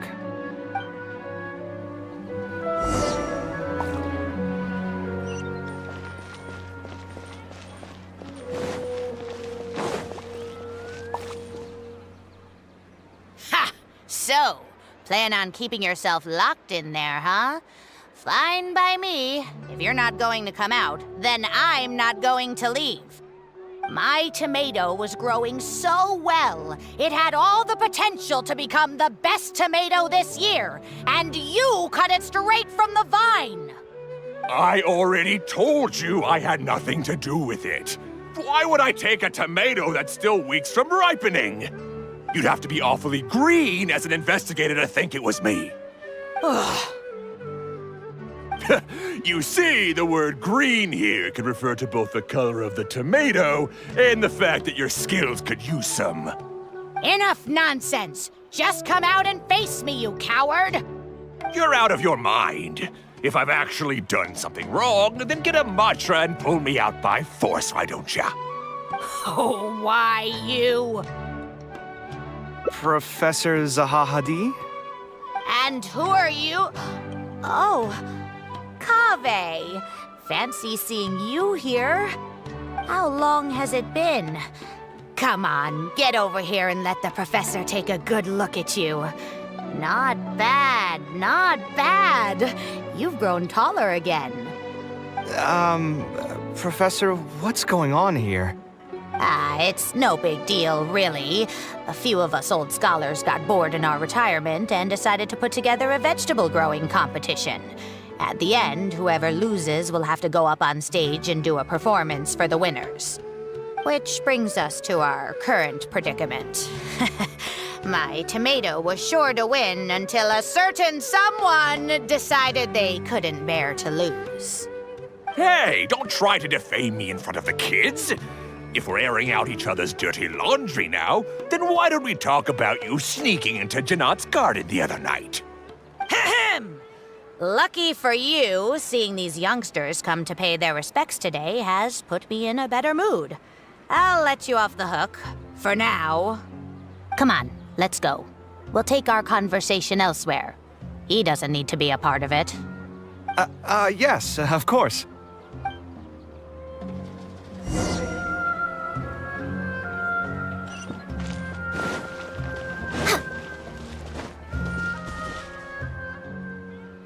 Is Faranak still doing well? Yes, as far as I know. She left for Fontaine some time ago and started a new life for herself. She's still doing work related to architecture, though. Ah, yes. I did hear about that. Did that upset you at all? No, not at all. She's already sacrificed a lot raising me as a single mother. That's good to hear. Your mother did struggle quite a bit those few years. It's probably a good thing that she found a new place to call home. Sometimes I wonder if things were harder for her because she was so beautiful. People were always drawn to her beauty first, only to realize she had a sensitive and vulnerable heart underneath. She was still quite young when she first joined my class as a student. Beautiful and radiant with her golden hair, yet quiet and single-minded. She seemed like a lass from some aristocratic house who was seeing the outside world for the first time. She had to make a lot of drastic changes in her life to raise you on her own. Even during her time in the academia, she was a thorough perfectionist. If she was unsatisfied with something she had made, she'd insist on redoing it, even if I was perfectly happy with it. She had many admirers, and they'd always fill up the first few rows of seats, hoping they could get closer to her sitting in the first row. If it were any of my other classes, you'd have found nobody sitting in the front. But every time I saw her, she was always in that same rigid pose.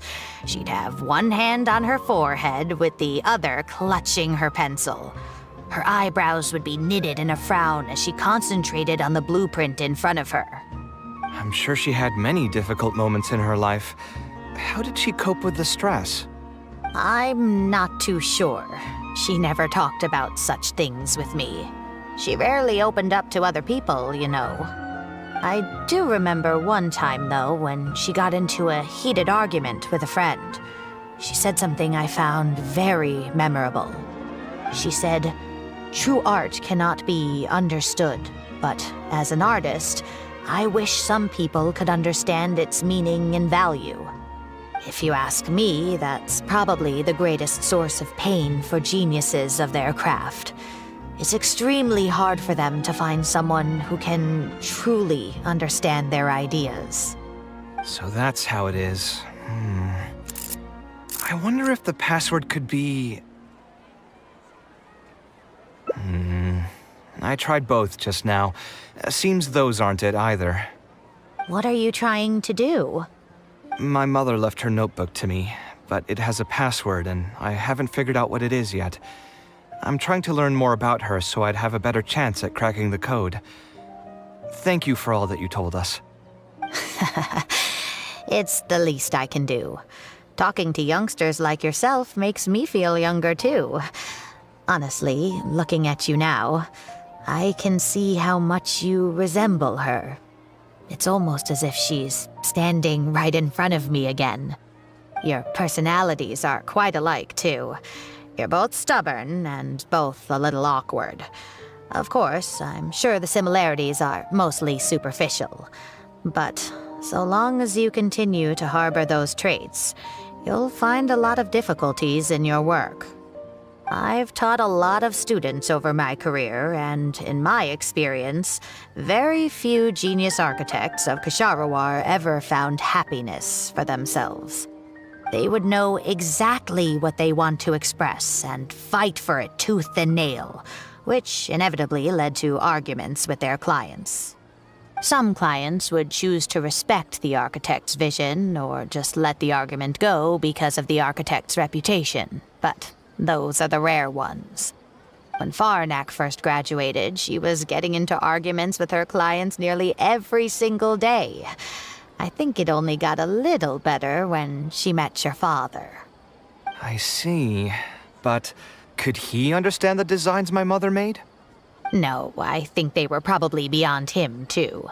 But despite that, he still stayed next to her, listening to her joys and sharing in her sorrows. Faranak had many admirers, but she ended up choosing your father. His support probably played a part in that decision.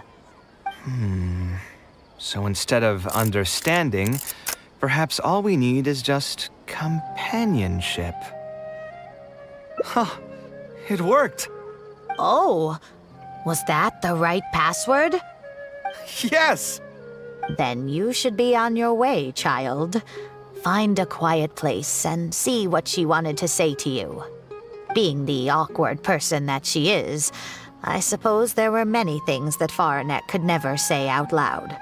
Instead, she probably left them in her diary, hoping that they would make their way to you one day. If you're ever in a mood to chat again, just come and find me here.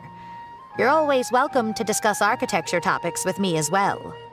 Thank you so much, Professor. There's no need to be so formal.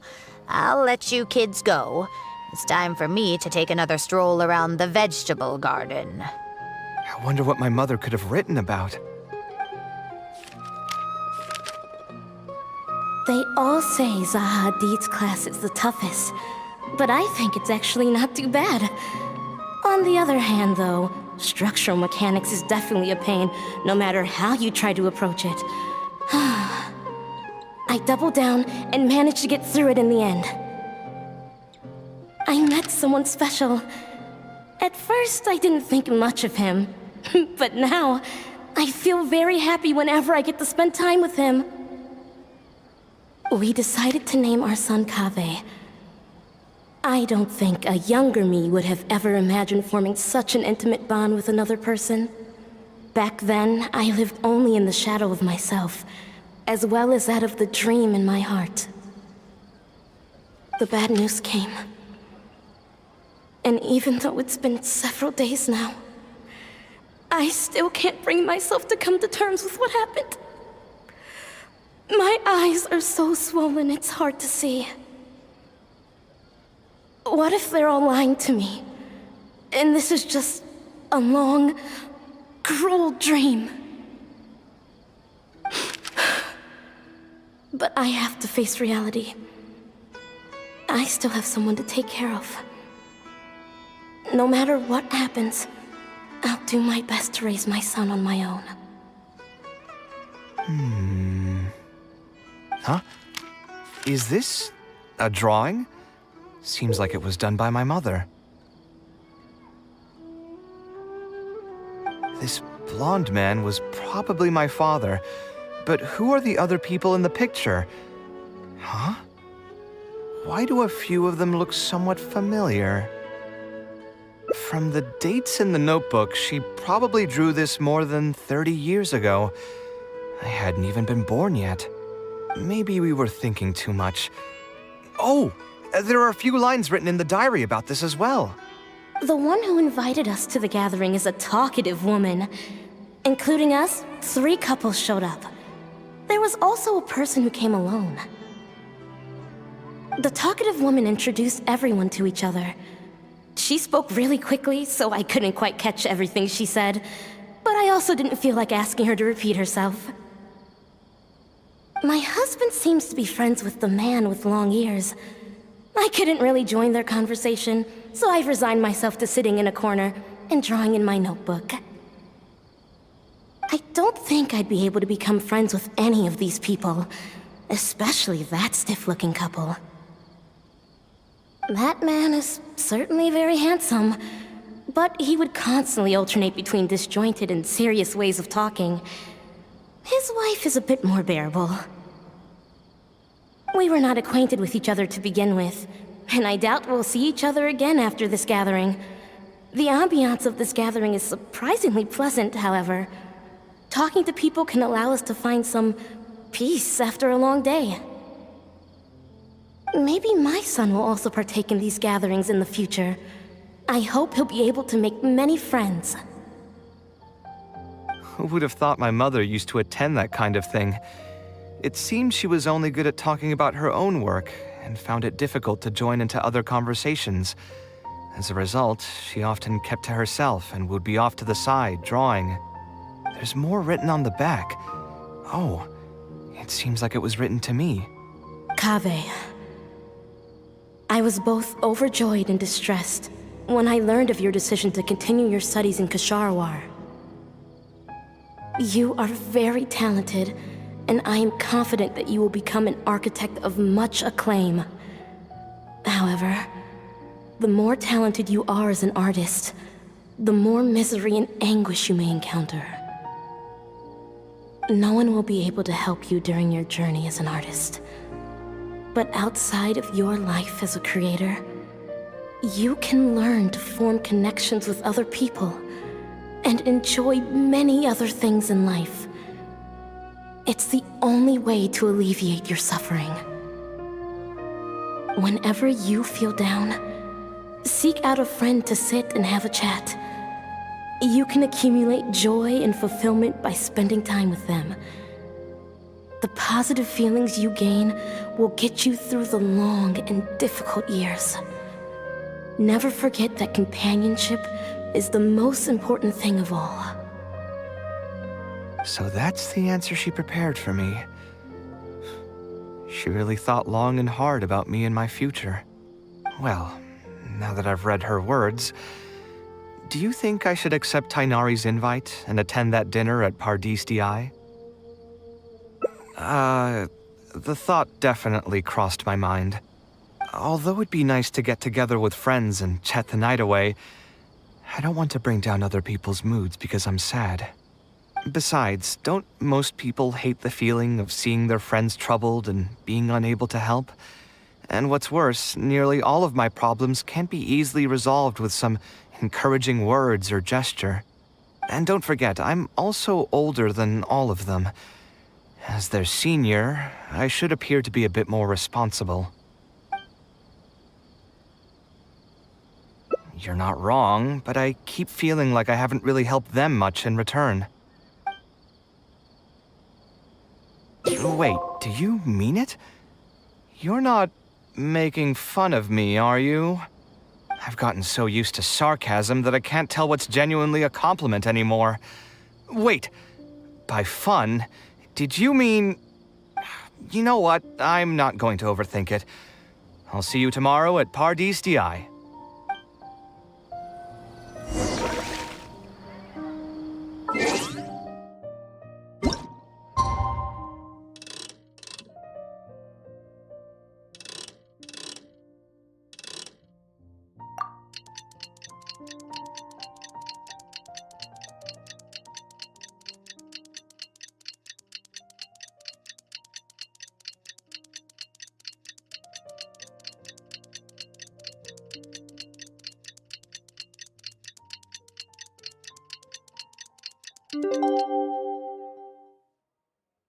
Should we really be off work this early?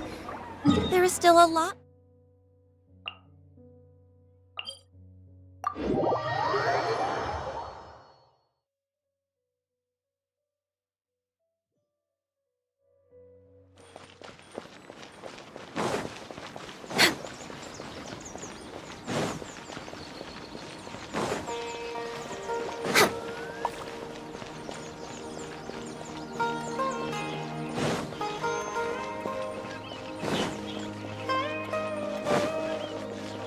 Next on the agenda.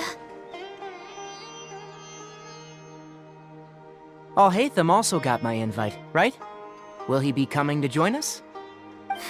That guy? He's never been a fan of social gatherings. I wouldn't get my hopes up if I were you. Are you sure? All right then. I guess we won't wait for him. Yeah, let's go. I mean... Maybe we should give him a little more time. We can keep chatting for a while longer. Oh, sure. You still haven't told me, what's the occasion for getting us together here at Pardis DI? We're celebrating the end of the first phase of Kaveh's studies. I wanted to thank you all for the help you've given her along the way. Then where's Kaveh?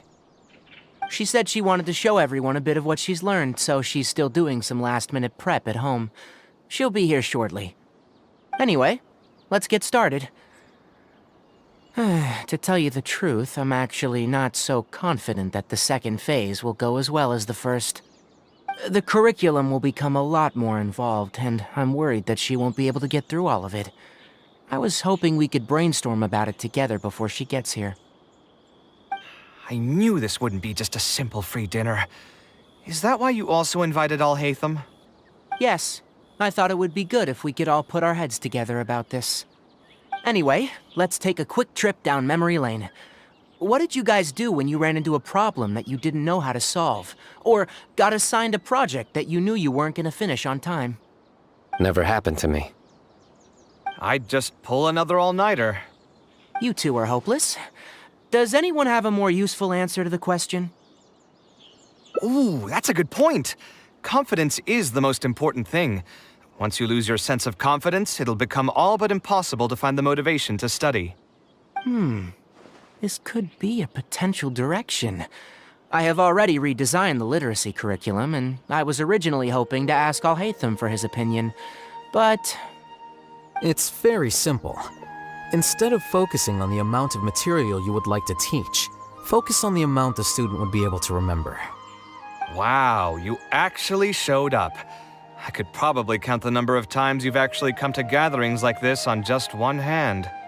It's still more than the number of times you've managed to get a proposal approved on the first try. As long as you're still aware. So, what made the difference this time? Are you looking to drink your sorrows away with some friends? That's your purpose for being here, not mine. Don't project your ways of thinking onto me. So you're saying the only reason you came is to help Tighnari with his brainstorming? Precisely. Kale will have a long road in front of her. Hey, just to get one thing clear. Even if Kale manages to make her way to the academia, we cannot let her enroll in Haravatat. Kasharwar is obviously the best choice for her. She's been a trainee forest ranger for so long, she'll definitely be good with her hands. What are you saying? Spontamad is the better choice. It's where I graduated from, after all. Then what about Amorta? That's the darshan her master actually graduated from. There are only 2 other darshans left. We might as well select all of them on her enrollment application. I'm trying to have a serious discussion here. Traveler, you aren't associated with any of the 6 darshans. In your opinion, which darshan would be the best choice for Kale? Well said. Agreed. And my goal in inviting you here was to gather some thoughts on the execution of this second phase. Phase 2 far exceeds Phase 1 in both curriculum complexity and the speed of instruction. I hope Kale has prepared herself for what is coming. Hey, what are you thinking now? Please don't tell me you're planning on lending her those abstruse books from your home library. Actually, I was thinking about lending her a professions guide. I'll make sure to write, "Don't become an architect" on the front page of that. You're right. I can't deny that. Is there another phase after Phase 2? What's the ultimate goal of all of this? Are we trying to prepare her for a job in the academia? We don't need to think that far ahead. Hold that thought, though. I think my vegetables are done.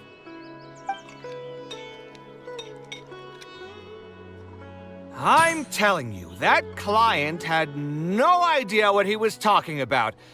No matter what I did, he had something bad to say about it. Have you considered finding another client? They're all the same. I haven't had a good night's sleep for months now. Who do they think they are, ordering me to alter my design over and over again just because they have some mora? It's too late now to change careers. You might as well try to find some joy in the pain. Besides, you'll be getting up in the middle of the night to make edits to your own design even when the client doesn't request it. No. That's not true. Cheer up, Kaveh. I'll tell you a new joke. We'll save that for the end, Sino. You can keep it to yourself until then. Whatever. I'm not going to use my brain anymore. Let's drink tonight to our heart's content.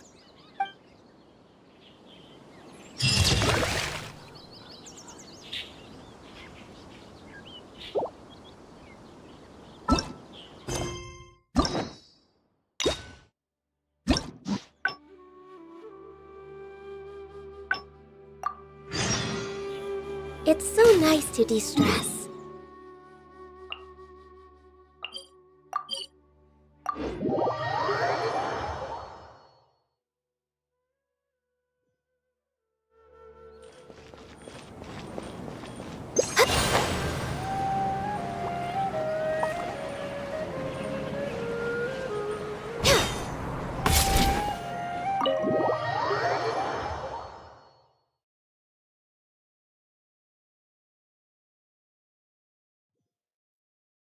Alhaitham isn't in, so feel free to sit wherever. I'll bring out the box.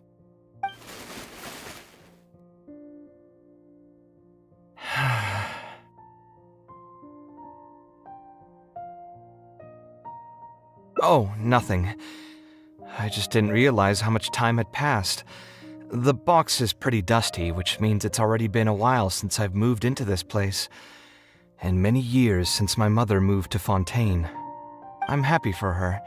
I hope she'll be able to find happiness there. She raised me all by herself after my father passed away. It definitely wasn't easy for her. Anyway, enough about that. Let's see what I packed into this box. What are all these things? Oh, I remember now. This is a drawing I made in Port Ormos. Obviously, I wouldn't call it anything special now, but I was less than 5 years old when I made this drawing. That's more than 20 years ago. You could say it's pretty good for a child of that age. Now that I've said that out loud, I suppose I do have some level of artistic talent, right? Criticism and self-doubt have always been a part of the artistic process. Without criticism, there can be no improvement. It's normal for me to question my abilities from time to time.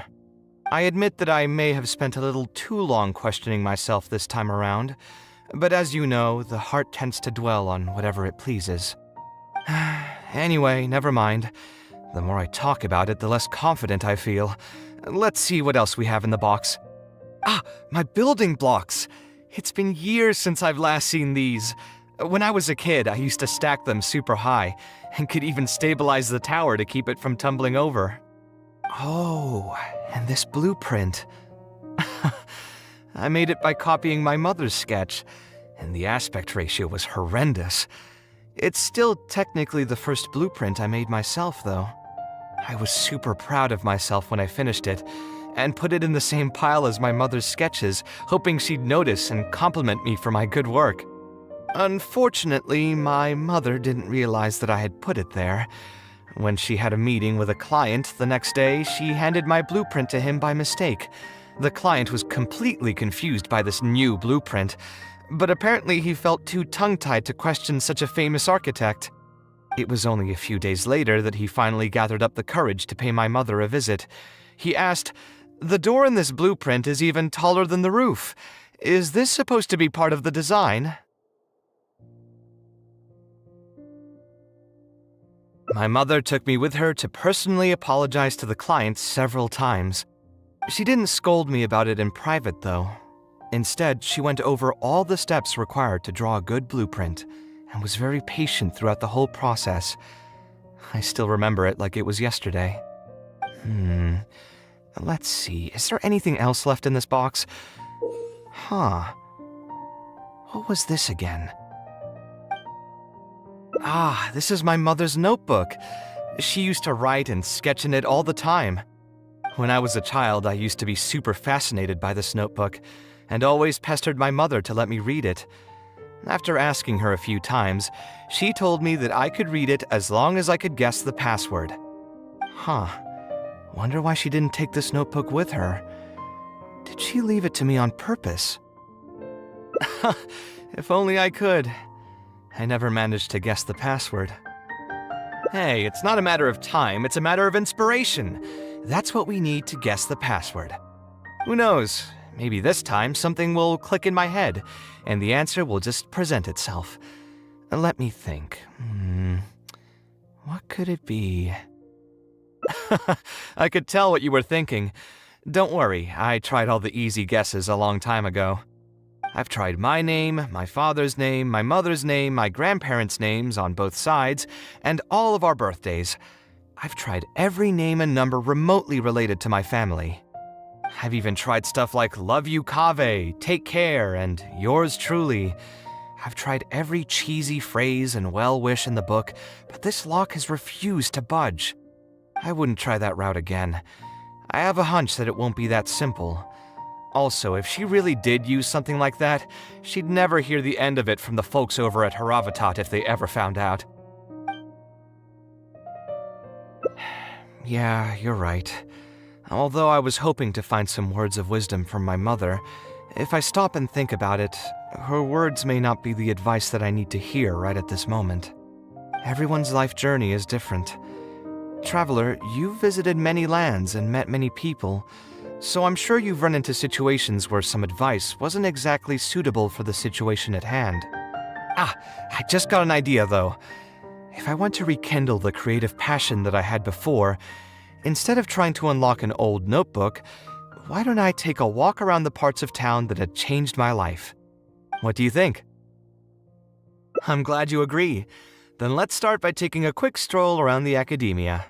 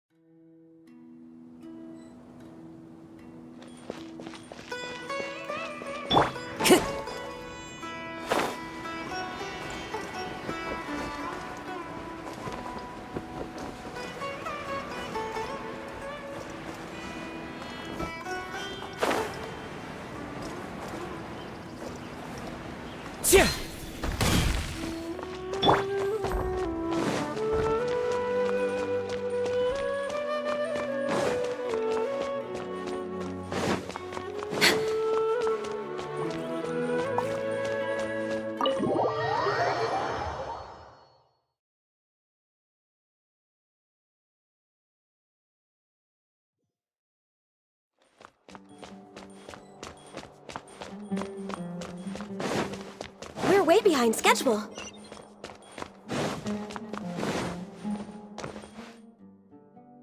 Of all the places in the academia, I remember this one most. When my studies got busy, I used to pull all-nighters here trying to finish my blueprints. Who doesn't miss their time at the academia? Life was a lot simpler then, and we all had far less troubles. I created many designs that I thought were beautiful in the House of Dana. I drew whatever came to mind, since I didn't have to care about budget constraints or turning them into reality. If I had to give a reason, it'd probably be because I like the ambiance here. The academia also had a rule that allowed scholars to annotate any physical books they came across. As a result, the books here are chock full of scholars' wisdom across many generations.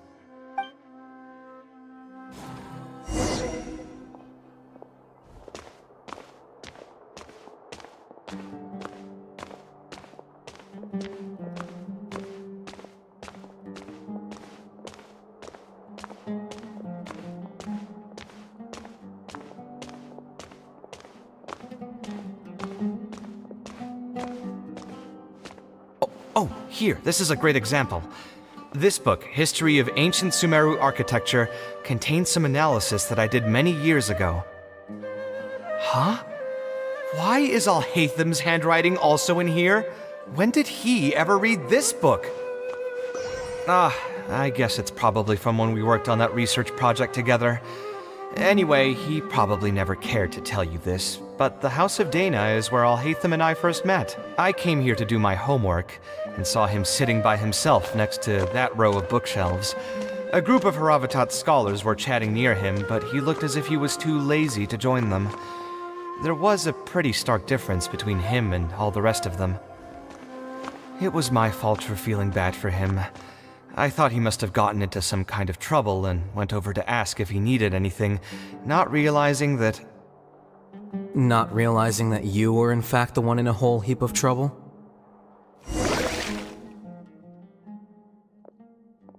Alhatham?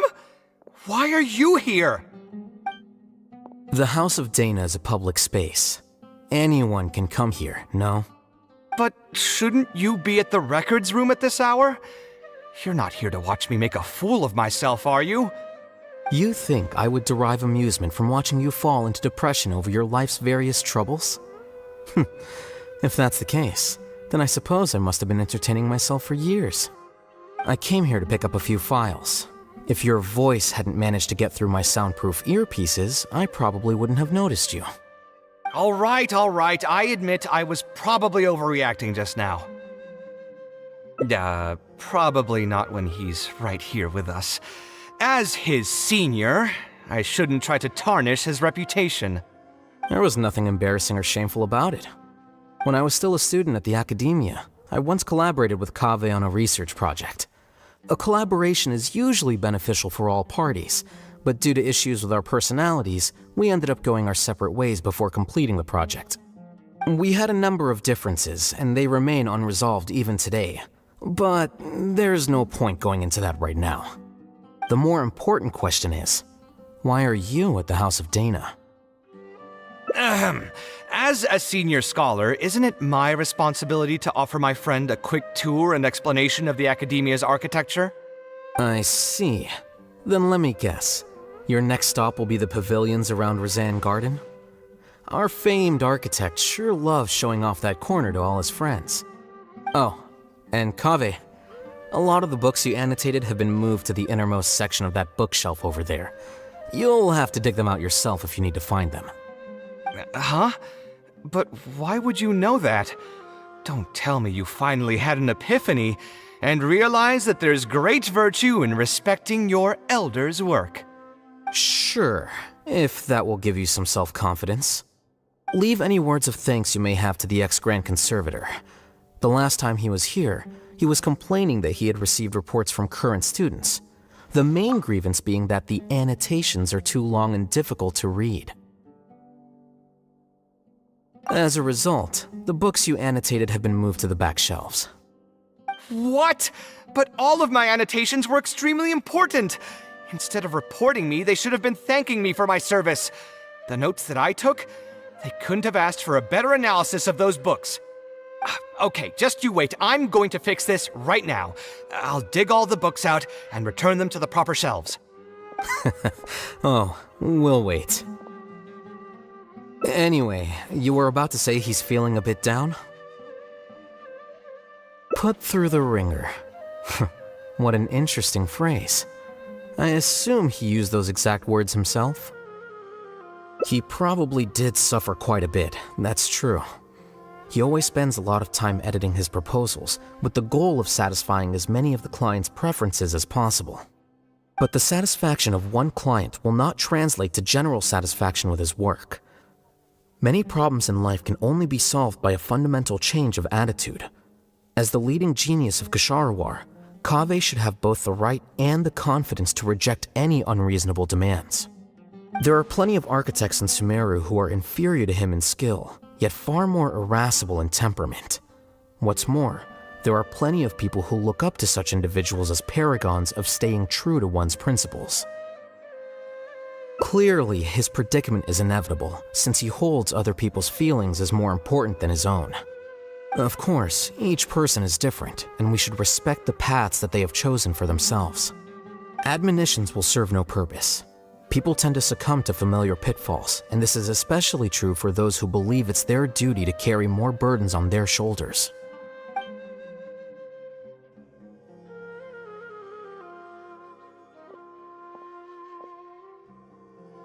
Looks like you were having an enjoyable chat while I was gone. Were you talking about me by any chance? What do you think? What else is there to talk about? Surely no one would be interested in talking about the files that you were browsing through earlier. Anyway, you should take a look at this. Look at this comment on page 82. Dear Kaveh, thank you so much for annotating this book in such detail. It was a great help to me. See that? Now that's how a student should treat their seniors.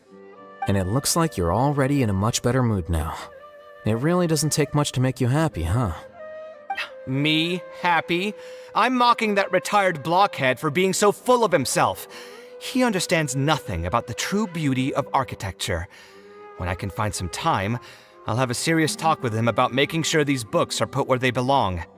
Why don't you just move all the books yourself? It's not like he hasn't cursed you out before. What was that nickname he gave you while you were in the academia? The Urchin of Kshahrewar? Kaveh had a habit of scribbling and writing in all kinds of books. Hey! You didn't need to bring that up. At least not when I'm still standing here. Oh, actually, I also found a really old sketch in one of the books over there. See? Doesn't it remind you of something? Huh? Don't tell me even you don't get it. Don't ask me. This is the time you specifically put aside to brag about yourself. Feel free to hoard all the spotlight you want. You... In that case, allow me to explain. Although this sketch is a little abstract, you can plainly see from the road plans that this was an original concept for the expansion of Port Ormos.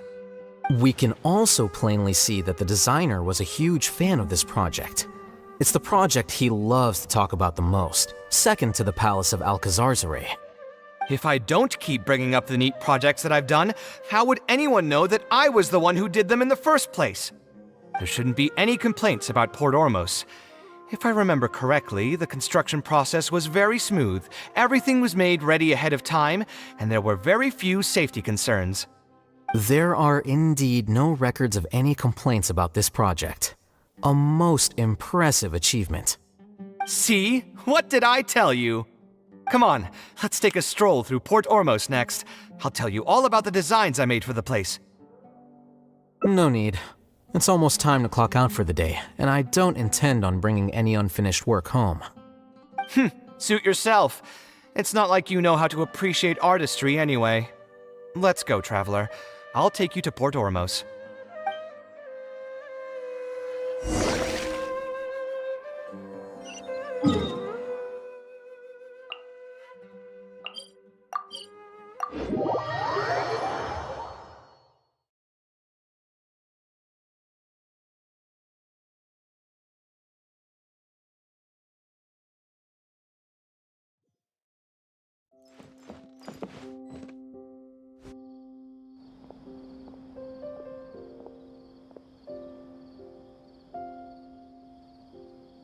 Port Ormos. No, I didn't design any one specific building. Most of my work here concerned structural renovation. Port Ormos had already existed since I was still a young child. It wasn't as large as it is now, though. It only came to its current size after a sizable expansion. I was part of that project. The arch bridge over there, for example, that was one of my designs. When I was first tasked with the project, I decided to reference the growth patterns of nearby trees to split Port Ormos into 2 levels. My goal was to improve the overall utilization of space. We ran into a lot of issues during construction, but thankfully, we were still able to achieve the original vision. Residents can now behold all the ships entering and leaving the harbor from the vantage point of the bridge, while visitors can recognize the site of Port Ormos from a long ways away. I was still young and new to the trade back then. I could hardly believe that an idea in my head could become reality and remain in the world for many years to come. A true cornerstone of the creative process. The point about the design that will be ultimately used to judge its true worth.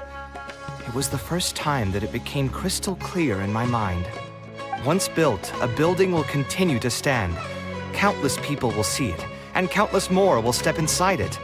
Its final worth, whether it's good or bad, will be assessed by the countless generations of people that interact with the building during their lives. You think so? I'm glad to hear that. But even with this project, I still had one small regret. My budget was tight, and I was unable to use the higher quality timber I had originally intended for the design. I knew that some concessions on aesthetics would be needed as soon as I agreed to a proposal that prioritized the practical functions of the project. Us creative types know better than anyone that most projects cannot be completed without a few regrets. Even the Palace of Alcazarzare was not perfect. Yeah, you're right. I should learn to look toward future opportunities, and believe that any regrets I have can be overcome in time. We've spent long enough here. There's still one last place I want to go, but it's a little far. Would you be interested in a quick trip to the desert? Great. Most of my projects over the last few years have had something to do with the desert, partially because there's a special place there that I often visit. This is a rare opportunity, so why don't you come along and see it for yourself? If you ever feel down, maybe you'll be able to go there and feel better too.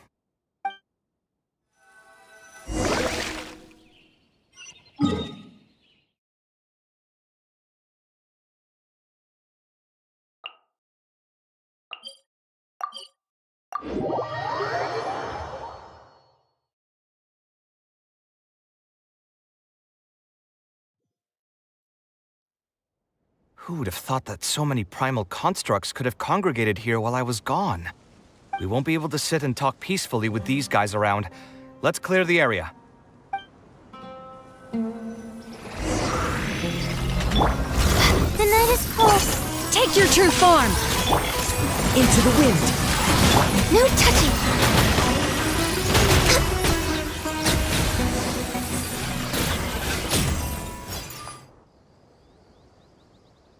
Isn't this place great? I often come here to clear my mind when I'm dealing with a difficult situation. You know what I mean.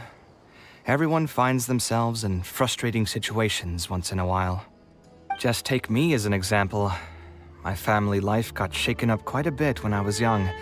I struggled in school, and I got into a huge pile of debt building the Palace of Alcazarzare.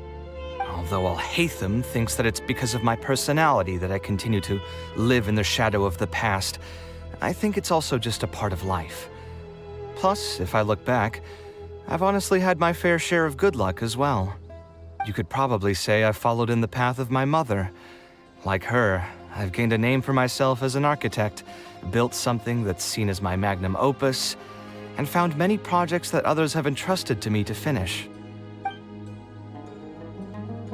Life is too boring when you live with no enthusiasm and passion. Only those who believe in the inherent meaning of it can capture the small nuances of everyday life and turn them into inspiration for beautiful designs. Of course, I will concede that loving something also means taking it to heart. So to an extent, caring is also a source of pain. If I didn't love my work, I wouldn't be so torn up about it all the time. But still, isn't this place beautiful? Despite the erosion from the winds and changing seasons, you can still perceive its past beauty and glory. With different landforms come different architectural styles. The desert's history has left it with few records regarding its buildings, so I often visit the desert to investigate things in person. The sight here has moved me ever since the first time I laid my eyes on it. I told myself that one day, I would also be able to create buildings that move others. My pain will one day fade into nothing, just as I reach the end of my life. But buildings are different. They are far more valuable than most materialistic things, and far more durable than human flesh. As long as there remain souls in the world who can decipher the meaning behind them, they will also have acknowledged me across the vast stream of time. If you were to ask me what art is, that would be my answer. You think so? But I feel I've always been like this. Remember that question I brought up before? The one about whether I should see art as a divine gift of inspiration from the gods, or as a product of my own existential struggle. I still haven't found an answer to that yet. But if art wasn't inherently paradoxical and enigmatic, then people probably wouldn't be drawn to it. Those who pursue art will be unable to avoid the pain that it naturally brings. Will often be floating on cloud 9 one second, and sinking in a mire the next. I'll try gathering my thoughts again once I've found a way to define art in the first place. In any case, thank you so much for listening to everything I had to say.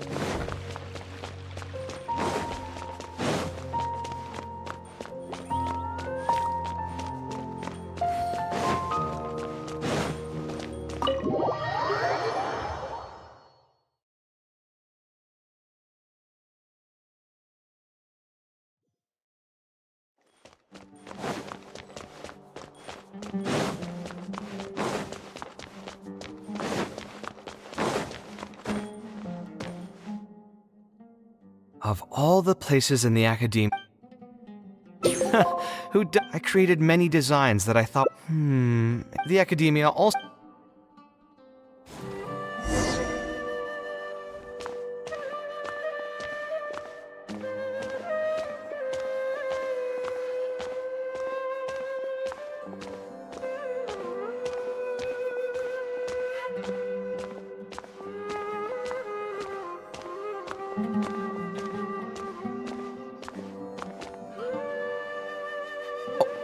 Here, this is a great example.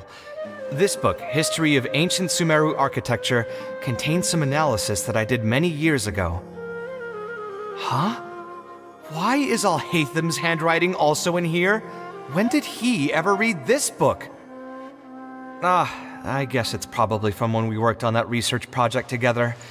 Anyway, he probably never cared to tell you this, but the House of Dana is where Alhaitham and I first met. I came here to do my homework, and saw him sitting by himself next to that row of bookshelves. A group of Haravatat scholars were chatting near him, but he looked as if he was too lazy to join them. There was a pretty stark difference between him and all the rest of them. It was my fault for feeling bad for him. I thought he must have gotten into some kind of trouble and went over to ask if he needed anything, not realizing that... Not realizing that you were in fact the one in a whole heap of trouble?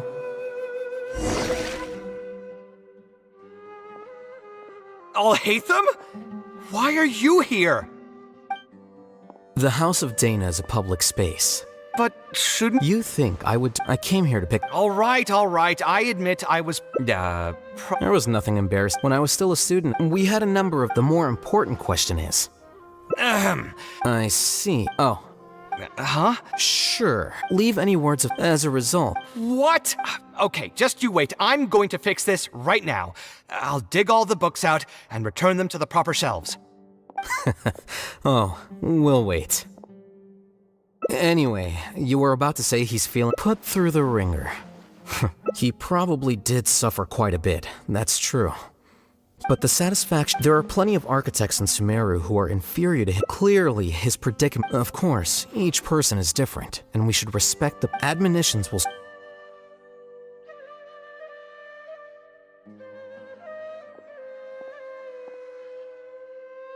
Looks like you were having an enjoyable chat while I was gone. What do you think? Anyway, you should take a look at this. Look at this comment on... See that? And it looks like you're all... Me? Why don't you just move all the books yourself? Kaveh had a habit of scribbling and writing in all... Hey! Oh, actually, I also found a real... Huh? You... We can also... If I don't keep... There shouldn't be any... There are... See? What? Come on. Let's take a stroll through Port... No need. Suit your...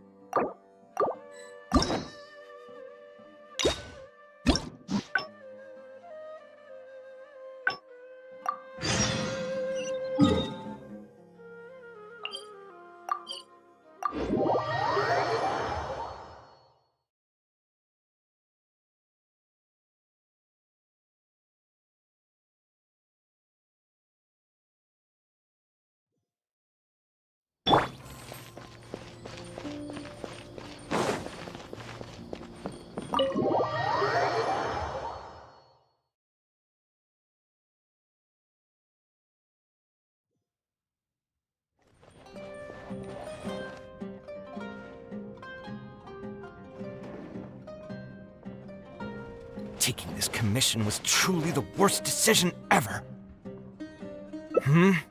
Oh, hey, I wasn't expecting to run into you here.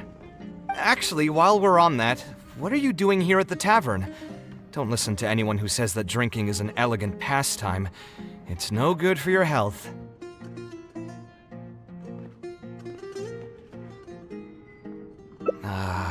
So you saw all that, did you? Ugh. I thought I was in the clear. I made sure to double-check that nobody I knew was around. Anyway, thanks for looking out for me.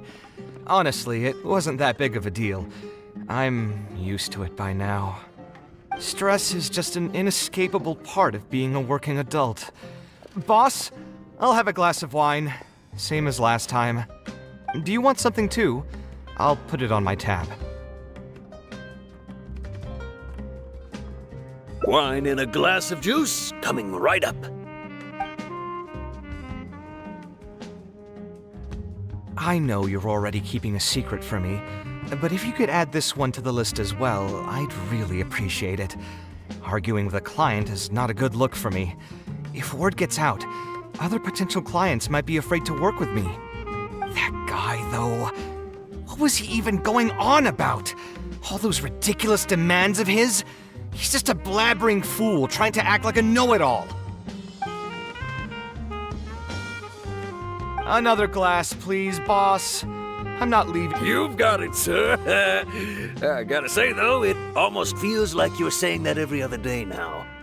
It really is every other day that you'd run into a client who knows nothing about construction requirements or architectural style. If this was in the past, I'd never have gone through 6 whole drafts trying to accommodate the client's preferences. But perhaps getting used to this just means that I've grown numb to it. I've worked on so many projects since graduation, and none of them have been approved at the first pass.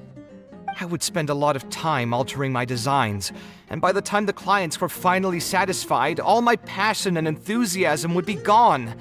It feels like I'm straying further and further from my artistic vision with every change I have to make. I suppose, though, that just sticking to your guns and completely disregarding other people's feedback would also not be a good thing. All of this makes for a real paradox, one that particularly crops up in my work, too.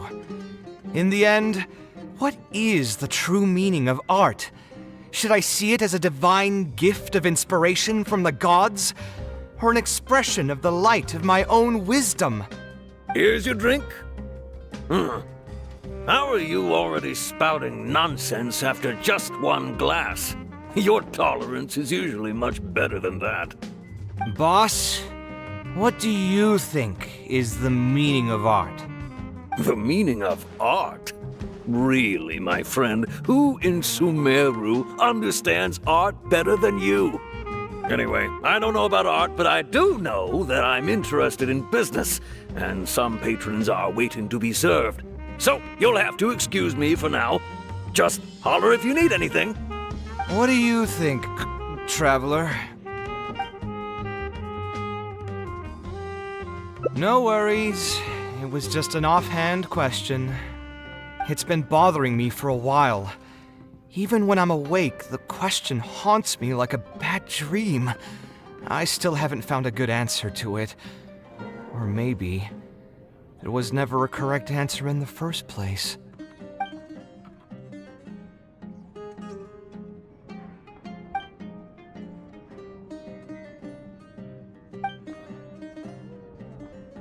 Sounds great to me.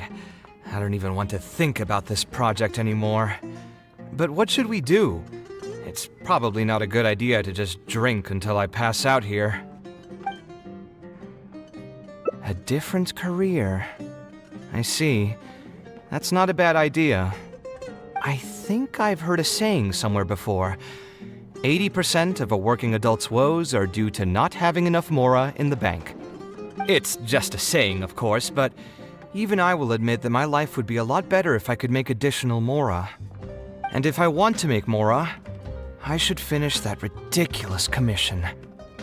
But I really can't find it in me to go back and talk to him right now. Hold on. I just remembered that I used to have a senior classmate by the name of Alkami. If memory serves me right, he's no longer taking private commissions, but he's still doing pretty well for himself. Maybe I'll be able to get some advice from him. Yeah, I should get on this right away. No more wine for me today. I'll grab the bill and be on my way.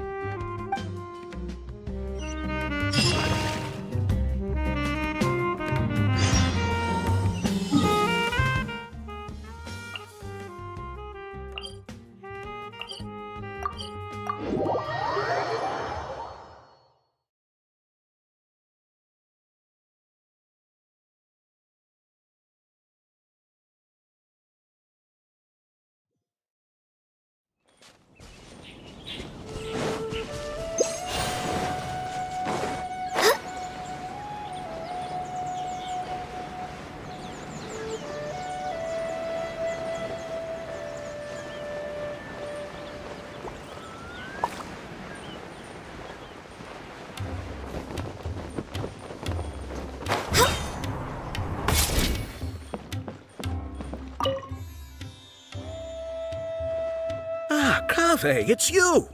It's been a while. What have you been up to recently? Yeah, it's been a long time, Alkami. Things haven't changed much for me. I'm still taking private commissions for all kinds of projects. I heard that you were the genius behind the Palace of Alcazazare. I bet you're all set for Mora after a project of that size. Well, it's hard to make a profit from every project, you know. Hard to make a profit? You've got to be joking. I've never met an architect who didn't make a profit from a project. Unless the client fled before they paid the commission fee in full. But that doesn't sound right either. Doesn't Dory have a pretty decent reputation in our local business circles? I don't think she's ever been involved in any kind of big scandal. Well, about that. I mean, it was complicated. I understand. Either way, doing one project after another sure gets exhausting over the years, huh? I've been there, so I can feel your pain. I mean, I obviously never had your reputation to live up to. That must have been stressful. But I'm sure we've faced all the same problems. Trying to keep your client in a good mood while you're trying to stop them from micromanaging things they don't know the first thing about. I don't miss it. Thankfully, that's all behind me now. Well, not exactly. My work is still closely related to architecture. Judging from the look on your face, you're still strapped for Mora. That's quite unfortunate. You're the most artistically gifted graduate the Kasharawar Darshan has seen in decades. But it looks like you still have a lot to learn in terms of making Mora. With that said, us Kasharawar grads should still look out for each other. What if I told you about an idea that'll absolve you of all your Mora troubles going forward? Are you serious? But something like that has got to be some kind of top-level business secret. Are you sure you can just share something like that with me? Besides, I don't want to just take something like that without offering anything in return. I still have a little Mora. Or is there something that I can help you with? Oh, you're too kind. This is just a simple tip. Even if I didn't bring it up, I'm sure you'd hear it from the others sooner or later. The idea is this. I recently opened up a training center with the goal of educating people in architecture design. Compared to the classes taught by those old fossils at the academia, my classes are more condensed and streamlined and will allow people to quickly get their foot in the door. Unlike the academia, I won't turn down anyone who's interested, rich or poor. As long as someone wishes to learn more about architecture, I'll accept them into my training center. It just so happens that I'm still looking for a few more instructors. So, what do you say? Interested in coming over to give a few lectures? Regardless of the pay, I can already guarantee that it'll be far more comfortable than working on random people's private commissions. Ah, so you want me to join you as an instructor? That does sound like something I'd be able to do. Sounds like a pretty stable job, too. What do you think, Traveler? Then it's a deal. Yes, it's a deal. Thank you, Alkami. Like I said, there's no need to thank me for this. The lecture room is not far from here, so you can just come straight here tomorrow morning. As for the pay, how about we start at 300,000 more per lecture? 300,000? Are you serious? How could you offer so much? It would seem that you're still oblivious to your own economic worth. 300,000 is nothing compared to the prestige of having the light of Kasharawar as one of my instructors. 300,000 is also just the base rate. Just trust me on this. The longer you stick with me, the more you'll come to understand your true value in the market. I have to go make some preparations now. See you tomorrow. I was never particularly close with Alkami when we were in school. Who would have thought that he'd be so nice and friendly? I've hosted free lectures before, but this would be my first time being hired to lecture for a formal business. 300,000 mora per lecture. Whew. I'm so excited that I'm starting to get nervous. Thanks so much. I think I will be able to relax a bit more with a friend in the audience. Now, what should I talk about tomorrow? Some lessons I've learned over the past few years? I should probably save those for later. For my first lecture, I should start by getting them more interested in the field. All right, let's meet here again tomorrow morning. I should hurry home and create some kind of lesson plan. If I'm going to become an instructor, I should make sure I show up prepared.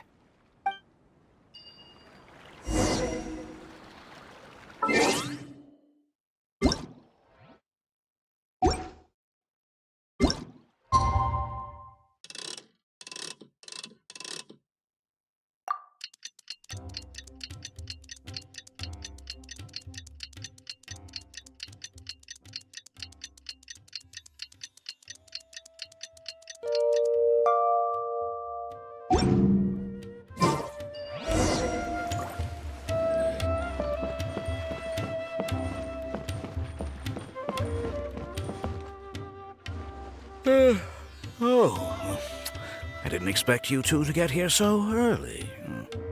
I was up last night preparing for the lecture, but I ended up getting so excited that I couldn't fall asleep. Here, I've prepared a lesson plan. Do you want to take a look? Lesson plan? I must commend you for your dedication. But the training center has already developed its own set of teaching materials. Instead of using your own plan, you can just use what we have here. Of course, you're always welcome to work in some of your own content to add some fun and flavor. Sure, be my guest.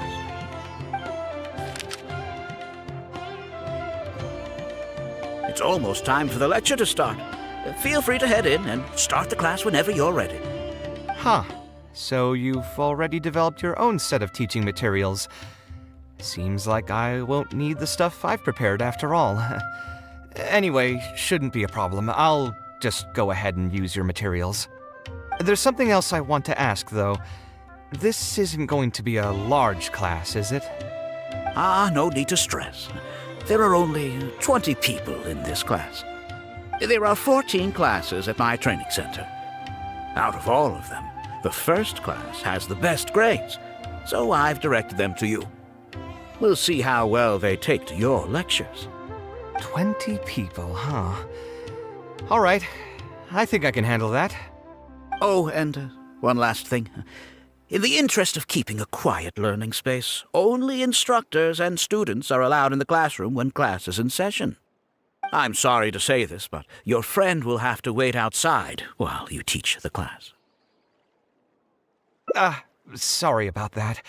I'll meet you at the door when the class is over, then.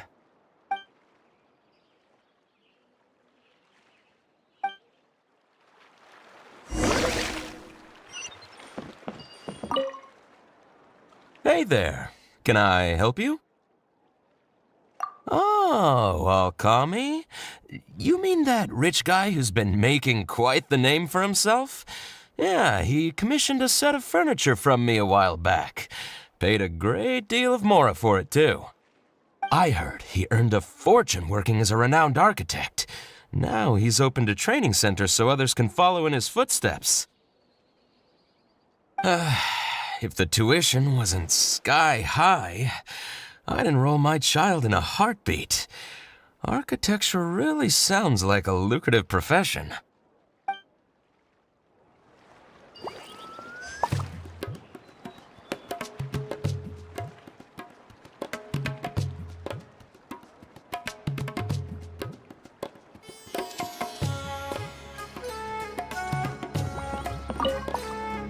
Did you hear? Alkami recruited Kaveh to be an instructor.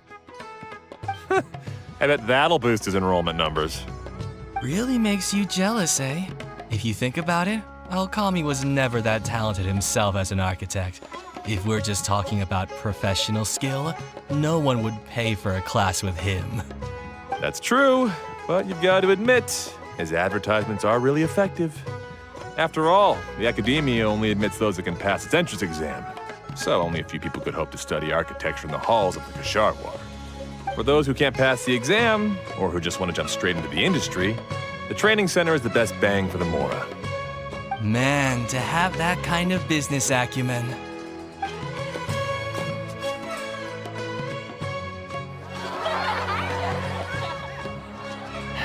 All right, everyone. There's no need to be nervous. Class is over, so we can just chat for a bit. I shouldn't have lost my temper during the lecture. Did I scare anybody? No, you weren't scary at all, Mr. Kaveh.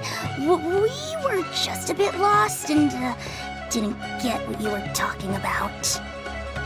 Oh, don't get me started. I was trying to use Alkami's materials, so I flipped through some pages and gave them a closer look. The more I read, the more upset I became. Alkami may fool an amateur, but he can't fool anyone who's active in our profession. The materials he made are completely useless for teaching real architecture. In my opinion, the most important skill of an architect is their ability to craft a design. In other words, they must be able to conceptualize ideas. There are tens of thousands of buildings in the world, as well as a countless number of architectural styles.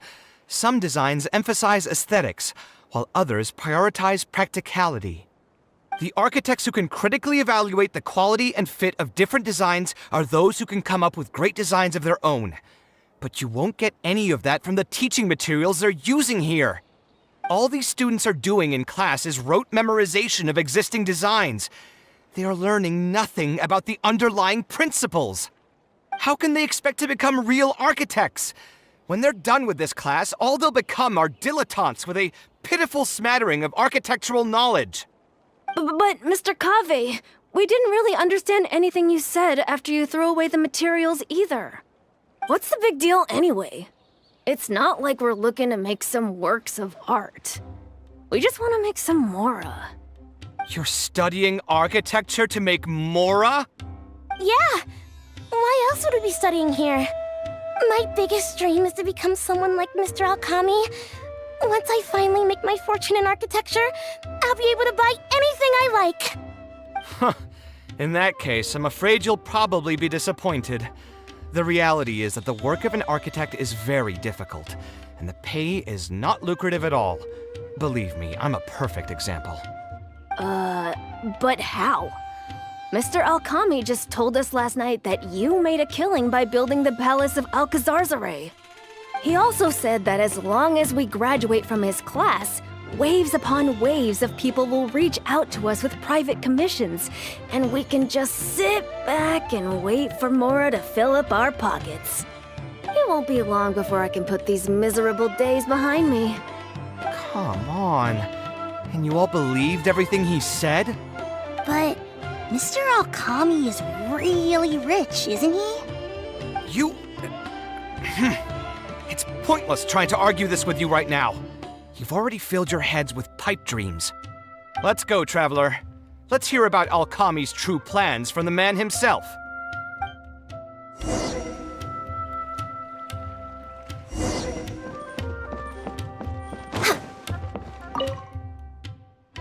What's wrong, Kaveh? You look quite flustered. Did one of my students offend you? Were the students not astute enough for your liking? I must implore you to go a bit easier on them. After all, they're nothing like the genius scholars you're used to dealing with at the academia. We don't need to strive for perfect understanding. As long as some knowledge has been passed on, that's good enough. Yeah, I'm mad at them. But I'm even more upset that you're scamming people under the guise of teaching them about architecture. The students are all here hoping for a quick way to make money, but we both know that an architect's life is hard and exhausting. Just a little while ago, I was toiling over the 6th draft of a design for a client.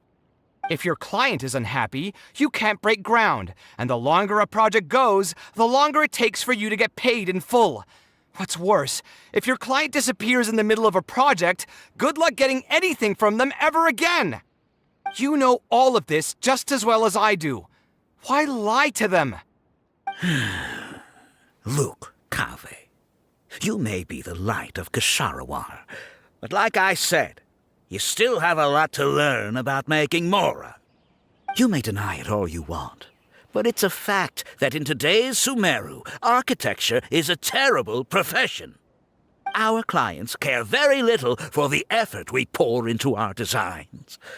Instead of appreciating us, they spend all their time nitpicking details and demanding changes, often forcing all kinds of ridiculous ideas onto us. I suppose that's more or less true. Go on. Why should we cling on to a profession that's difficult and unrewarding? If the field is dying, then a person who still wants to make a good living will just have to change their strategy.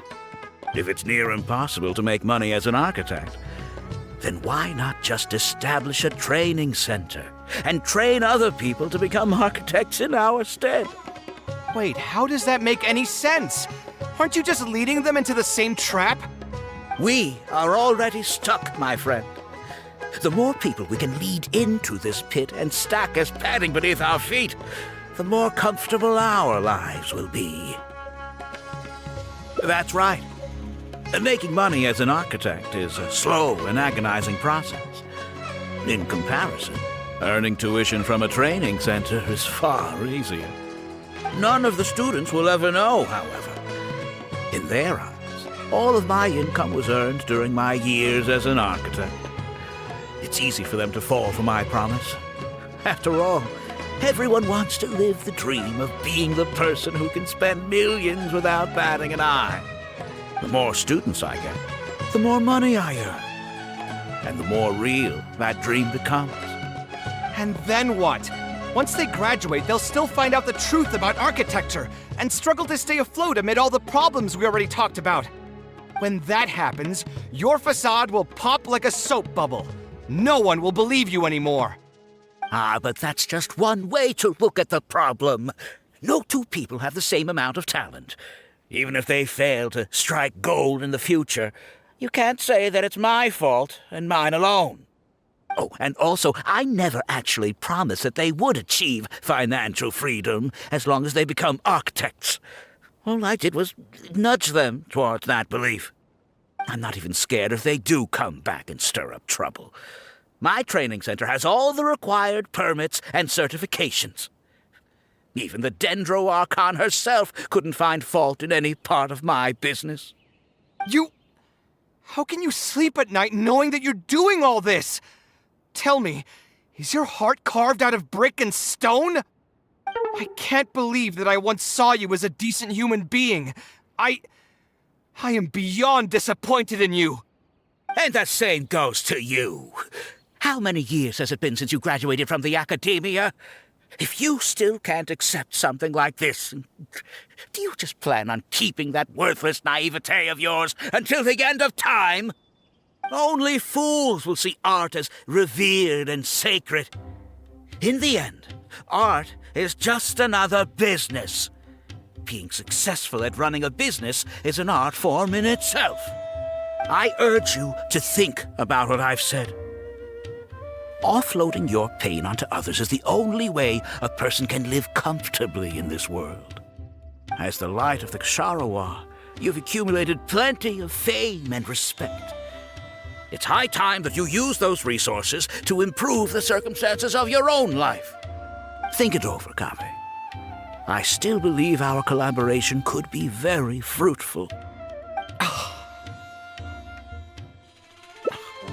I'm so mad, I feel a headache coming on. There's nothing more I can say to him. I'll resign from my position as instructor. Of course, I'm sure you've realized that as long as I remained at this center, he would be able to use my name to advertise this place. Even if I just sit back and do nothing, others will be deceived and suffer because of me. He is right about one thing, though. These kinds of training centers are everywhere. And even if the academia was to find out about it, it's unlikely that they would take any real action against it. The most that they could accuse him of is false advertising. And even that would be hard to prove. Oh? Did you notice something else? Yeah, you've got a point. The rate he gave me was 300,000 mora per lecture. That probably came out of the students' tuition. And who knows just how much he's been charging the students for attending his classes. If you're gambling everything on making it rich as an architect, are you really going to have the mora to pay for that kind of tuition? Right. We should hurry. The students didn't believe a word I was telling them. They're still daydreaming about making millions. We're never going to get any information from them again if we let Alkami talk to them first. Let's move now before he's had the chance to react.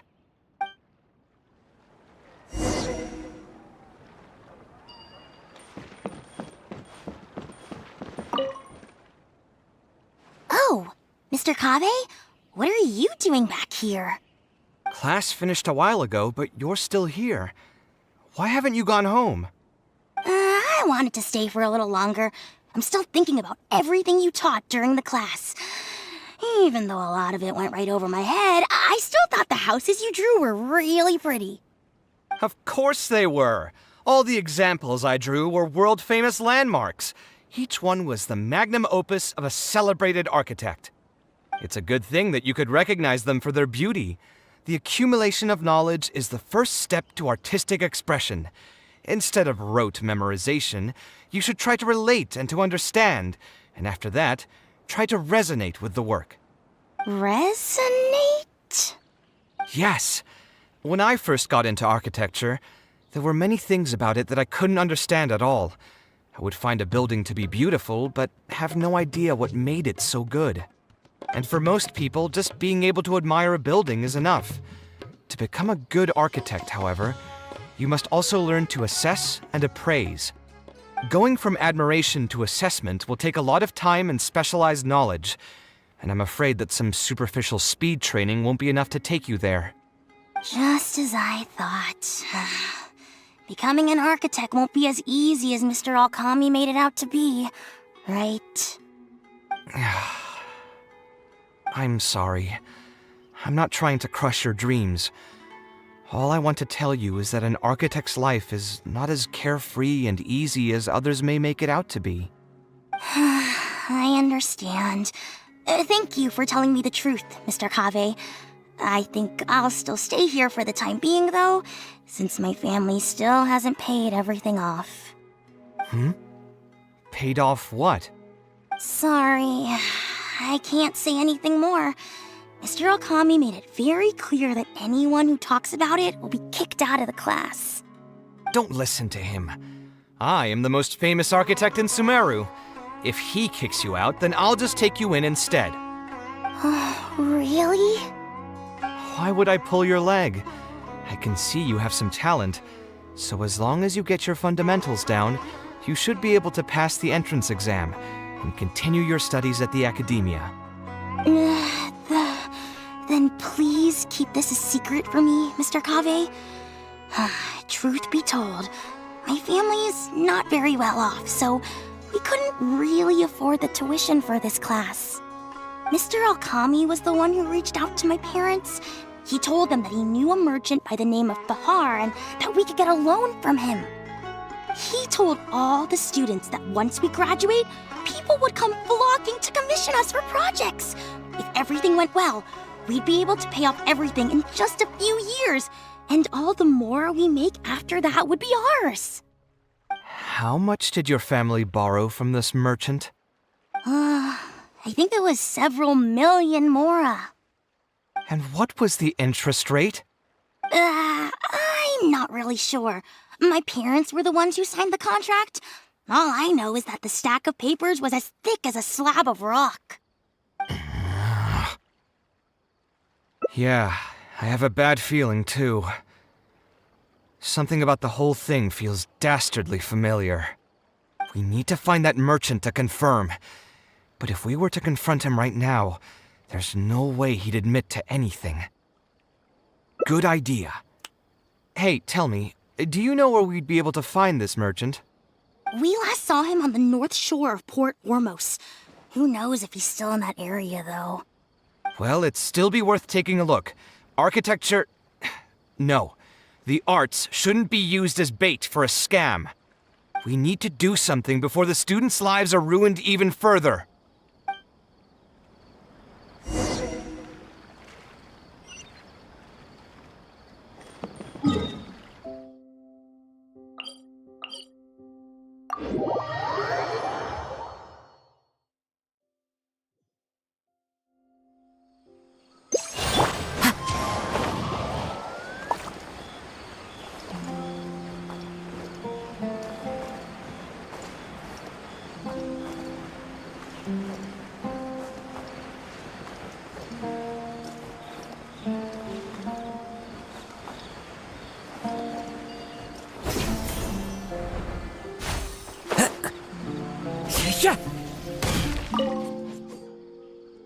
Oh, I don't think I've ever seen you guys before.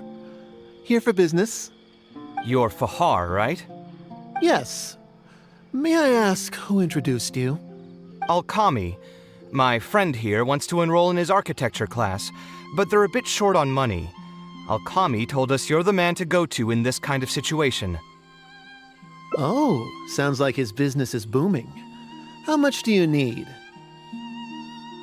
Let me see. I'd say around 3 million mora. Oof, you call that a bit short on money? Anyway, since you're here because of Alkami, I can work things out for you. Make sure you sign the contract, though. Lots of people are borrowing money from me nowadays. Here you go. Don't worry, there's nothing particularly unusual about it. All you need to do is pay back the loan in full within 3 years. And what if they won't be able to pay it back? What do you mean, won't be able to pay it back? Once you graduate from Alkami's place, you'll be making millions of mora a year. Easy! At that point, paying this off will be a piece of cake.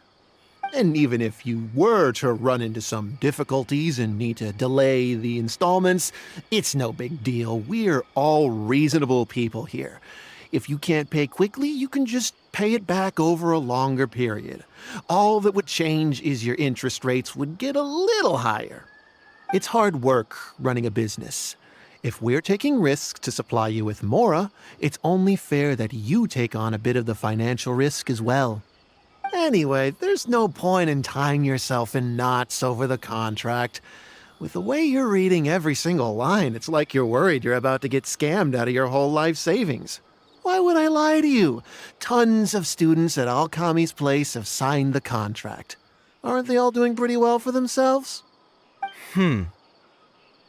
I just did some calculations in my head. When you say the interest will get a little higher, do you mean it'll get higher than 30%? Of course, the contract did a great job of trying to obfuscate that fact. It only listed the amount that you'll have to repay every day, which gives the false impression that the amount hasn't actually increased by all that much. If you actually do the math, however, it's clear that the amount you need to pay on interest alone will amount to hundreds of thousands of mora per year. Most people can't even make that much mora in a year. Your greed really knows no bounds. Even my creditor doesn't dare to raise rates that high. Once a family's signed on to a scheme like this, there's no getting out. What are you trying to say, huh? I figured something was off when two well-dressed people came looking for a loan. Think you got the better of me? Too many people are sticking their noses where they don't belong these days. Luckily for me, though, this is a pretty secluded spot. Hey, come out and teach these guys a lesson! Eremites? I've already fought off more than my fair share of them when I was working in the desert. There are only a few of them, so they shouldn't pose much of a threat. Marak, you're up! Just following orders. The wind knows me. Born of ice and frost. Who are you and what do you want? I don't think we've done anything to hurt or offend you, so why go this far to destroy my livelihood? Debt has the power to upend your whole life. I know very well just how miserable living in debt can be. But my debts are the culmination of many different factors, and my interest rate is still somewhat reasonable. As long as I continue to work with my situation in mind, my debts will eventually be paid off. But these students are different. They have neither the mental preparation nor the financial resources to pay back a debt like this. You sold the dreams of becoming an architect to the students as bait, urging them to take on insurmountable amounts of debt to satisfy your greed. Ha! Everyone knows there's no such thing as a free lunch. It's their own fault for falling into the trap. And if we're going to talk about greed, aren't those students the ones who are blinded by it? They completely ignore the risk that's right there in front of them. Ha! And here comes the silver tongue. Surely you use that to reel in the students as well. Even now, many of them are still hopelessly dreaming of striking gold after they graduate. People grow by learning from their mistakes. I hope this will be a valuable lesson to them.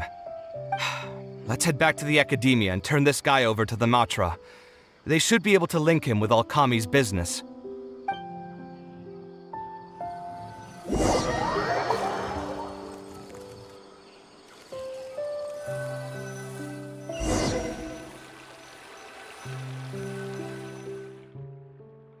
Sino? Didn't think I would run into you here. My vacation just ended not too long ago, so I'm going over some cases at the Academia. Who's this?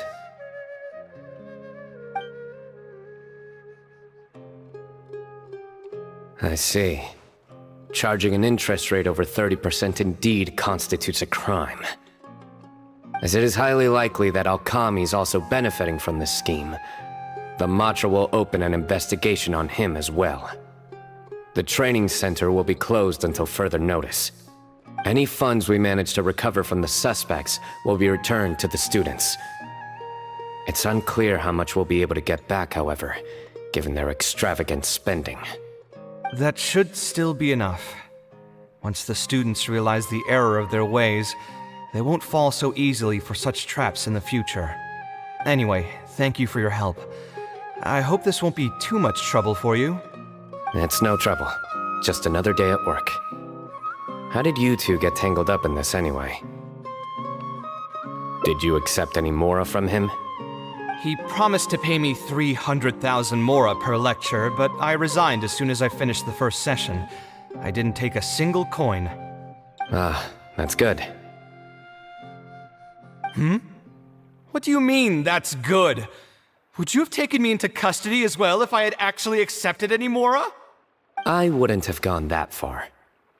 But, had he insisted that you were also an active participant in his schemes, under our rules, we would have been required to open an investigation on you as well.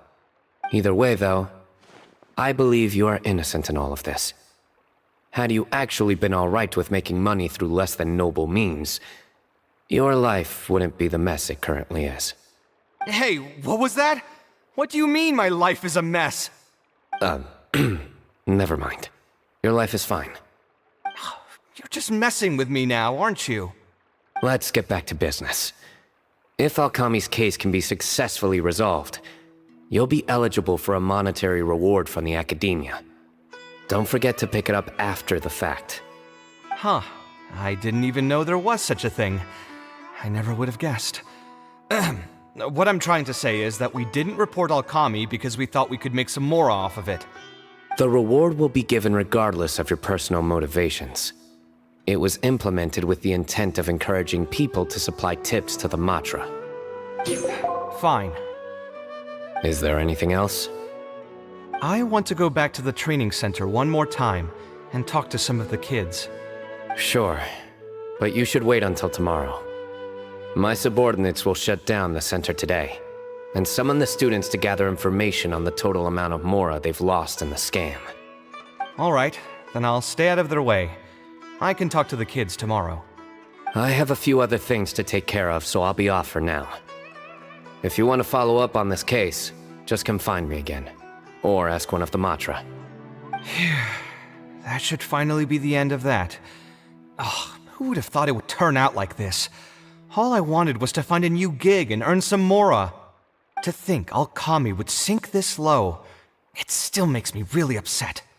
Still, I think I feel a little better now than when you found me back at the tavern. It's a little ironic, but you could say it's because I've realized that there are many circumstances in the world that are even worse than my own. Now that I've seen such things firsthand, I suppose I've earned a new sense of appreciation for my life. How should I put it? I'm pretty stubborn when it comes to my profession, so I often argue with my clients. The arguments are usually extremely frustrating, and every once in a while I'd wonder if I only became an architect because fate wanted me to pay for some sins I'd committed in a previous life. Alkami's suggestion would have allowed me to quit my life as an architect and earn money solely from my reputation. But now that I've experienced that for myself, I can confidently say that I'd never want to do it again. Every scholar has their own sense of pride and a line that they don't like to cross. Of course, when faced with the vicissitudes of life, some will surrender these things to seek a more comfortable life. I can understand that. Just speaking for myself, though, I don't think that's something I'd ever be able to do. The voice in my heart would just keep repeating one thing. The moment I turn away from my dreams would be the moment my career ends. If I stopped devoting everything to my creative activities, I'd be able to lead a more comfortable life, but at the same time, my sense of intuition and understanding for the arts would also begin to degrade. At that point, any materialistic ease I may have gained in life would just become another form of torment. In comparison, my current life comes with its share of difficulties, but at least I'd never have to deal with that kind of existential reckoning. I appreciate it. You may call me conceited for this, but I would also like to think I'm talented enough to be able to lead a decent life without compromising my pride. It's certainly not easy, but I want to keep at it. My thanks again for being such a great help throughout all of this. I'm planning to pay another visit to those kids tomorrow. Want to come with me? All right, I'll see you tomorrow then. Get some good rest.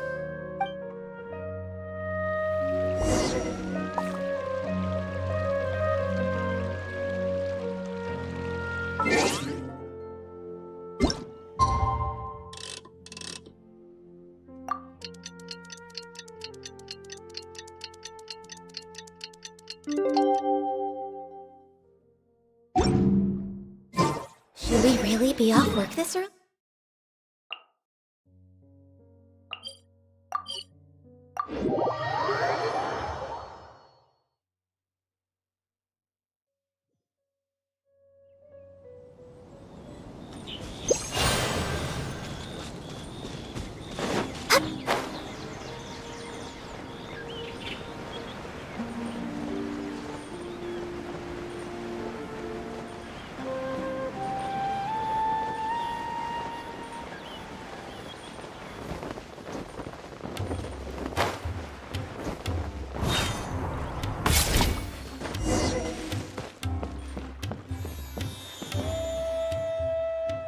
I never would have guessed Mr. Okami was a scammer. The training center has been shut down, and the Madra have promised to return some of our tuition. But we've already spent so much time on this class. What should we do next? Mr. Kaveh said we can keep working on our fundamentals and try to get into the academia. Easier said than done. If it was easier to get into the academia, none of us would have signed up for the class in the first place. Only the best of the best can get into the academia studying on their own. Mr. Kaveh might be willing to teach us. Why? What reason does he have to stick around? So, you're the only ones that showed up today, huh? Huh? Kaveh's here! Now, that's Mr. Kaveh to you. I'm here as your instructor, so let's keep things a little more proper. I'll keep instructing you for a while longer. You can pass on the message to the other students. As long as someone wants to come, they can join the class. Oh, also, I'm usually pretty busy, so I'll only be able to teach architecture fundamentals on my days off. Another disclaimer, I can't promise that you'll all be able to understand everything I'm going to teach. Architecture is not an easy profession. Aesthetics aside, even the basics of safe design can already be a handful for most people. If you want to design safe buildings, you'll have to go through a systematic study of structural engineering.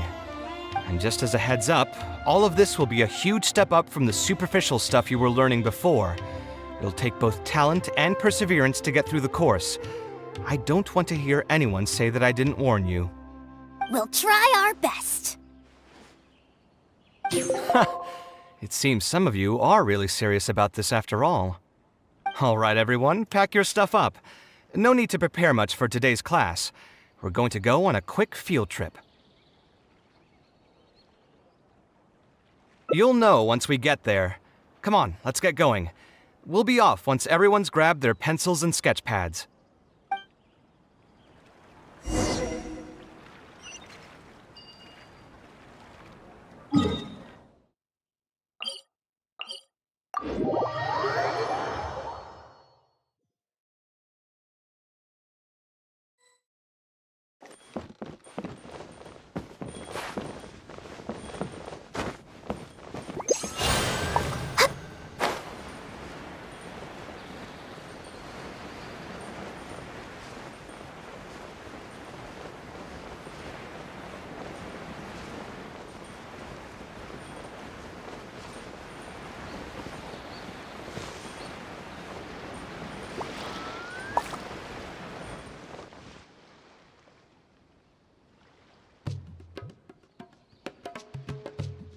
This lighthouse has been around for a long time, and I handled its renovations when I first graduated from the academia.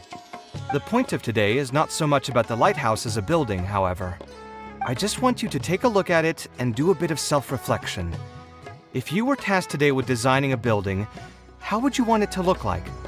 Don't think about how you'd actually go about building it for now. Just put your ideas to paper and draw the prettiest building that comes to your mind. So, it can be, any kind of building? Yep, as long as you think it'd look good. It doesn't even necessarily have to be a building. If you want, you can draw trees, the ocean, or even a garden area. Draw whatever you'd like. In my experience, it's best to approach the study of architecture from a point of personal interest, rather than for the sake of a career. Both the study and practice of architectural design are extremely difficult. A person who's forced to work on projects that they don't resonate with will only struggle and suffer. So at least for today, I hope the students will be able to create something that they enjoy. There's no need to think about it too hard.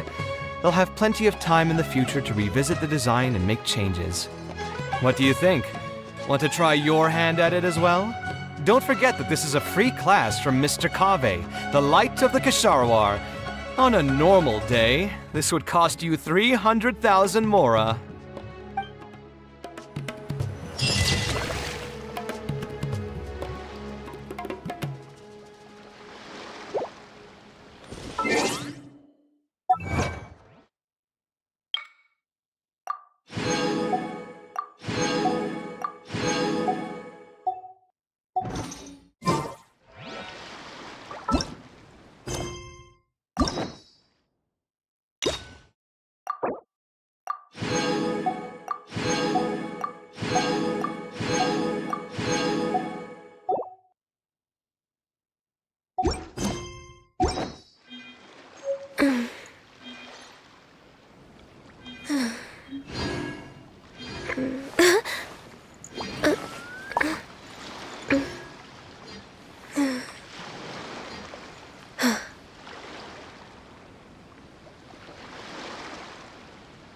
It's so nice to de-stress.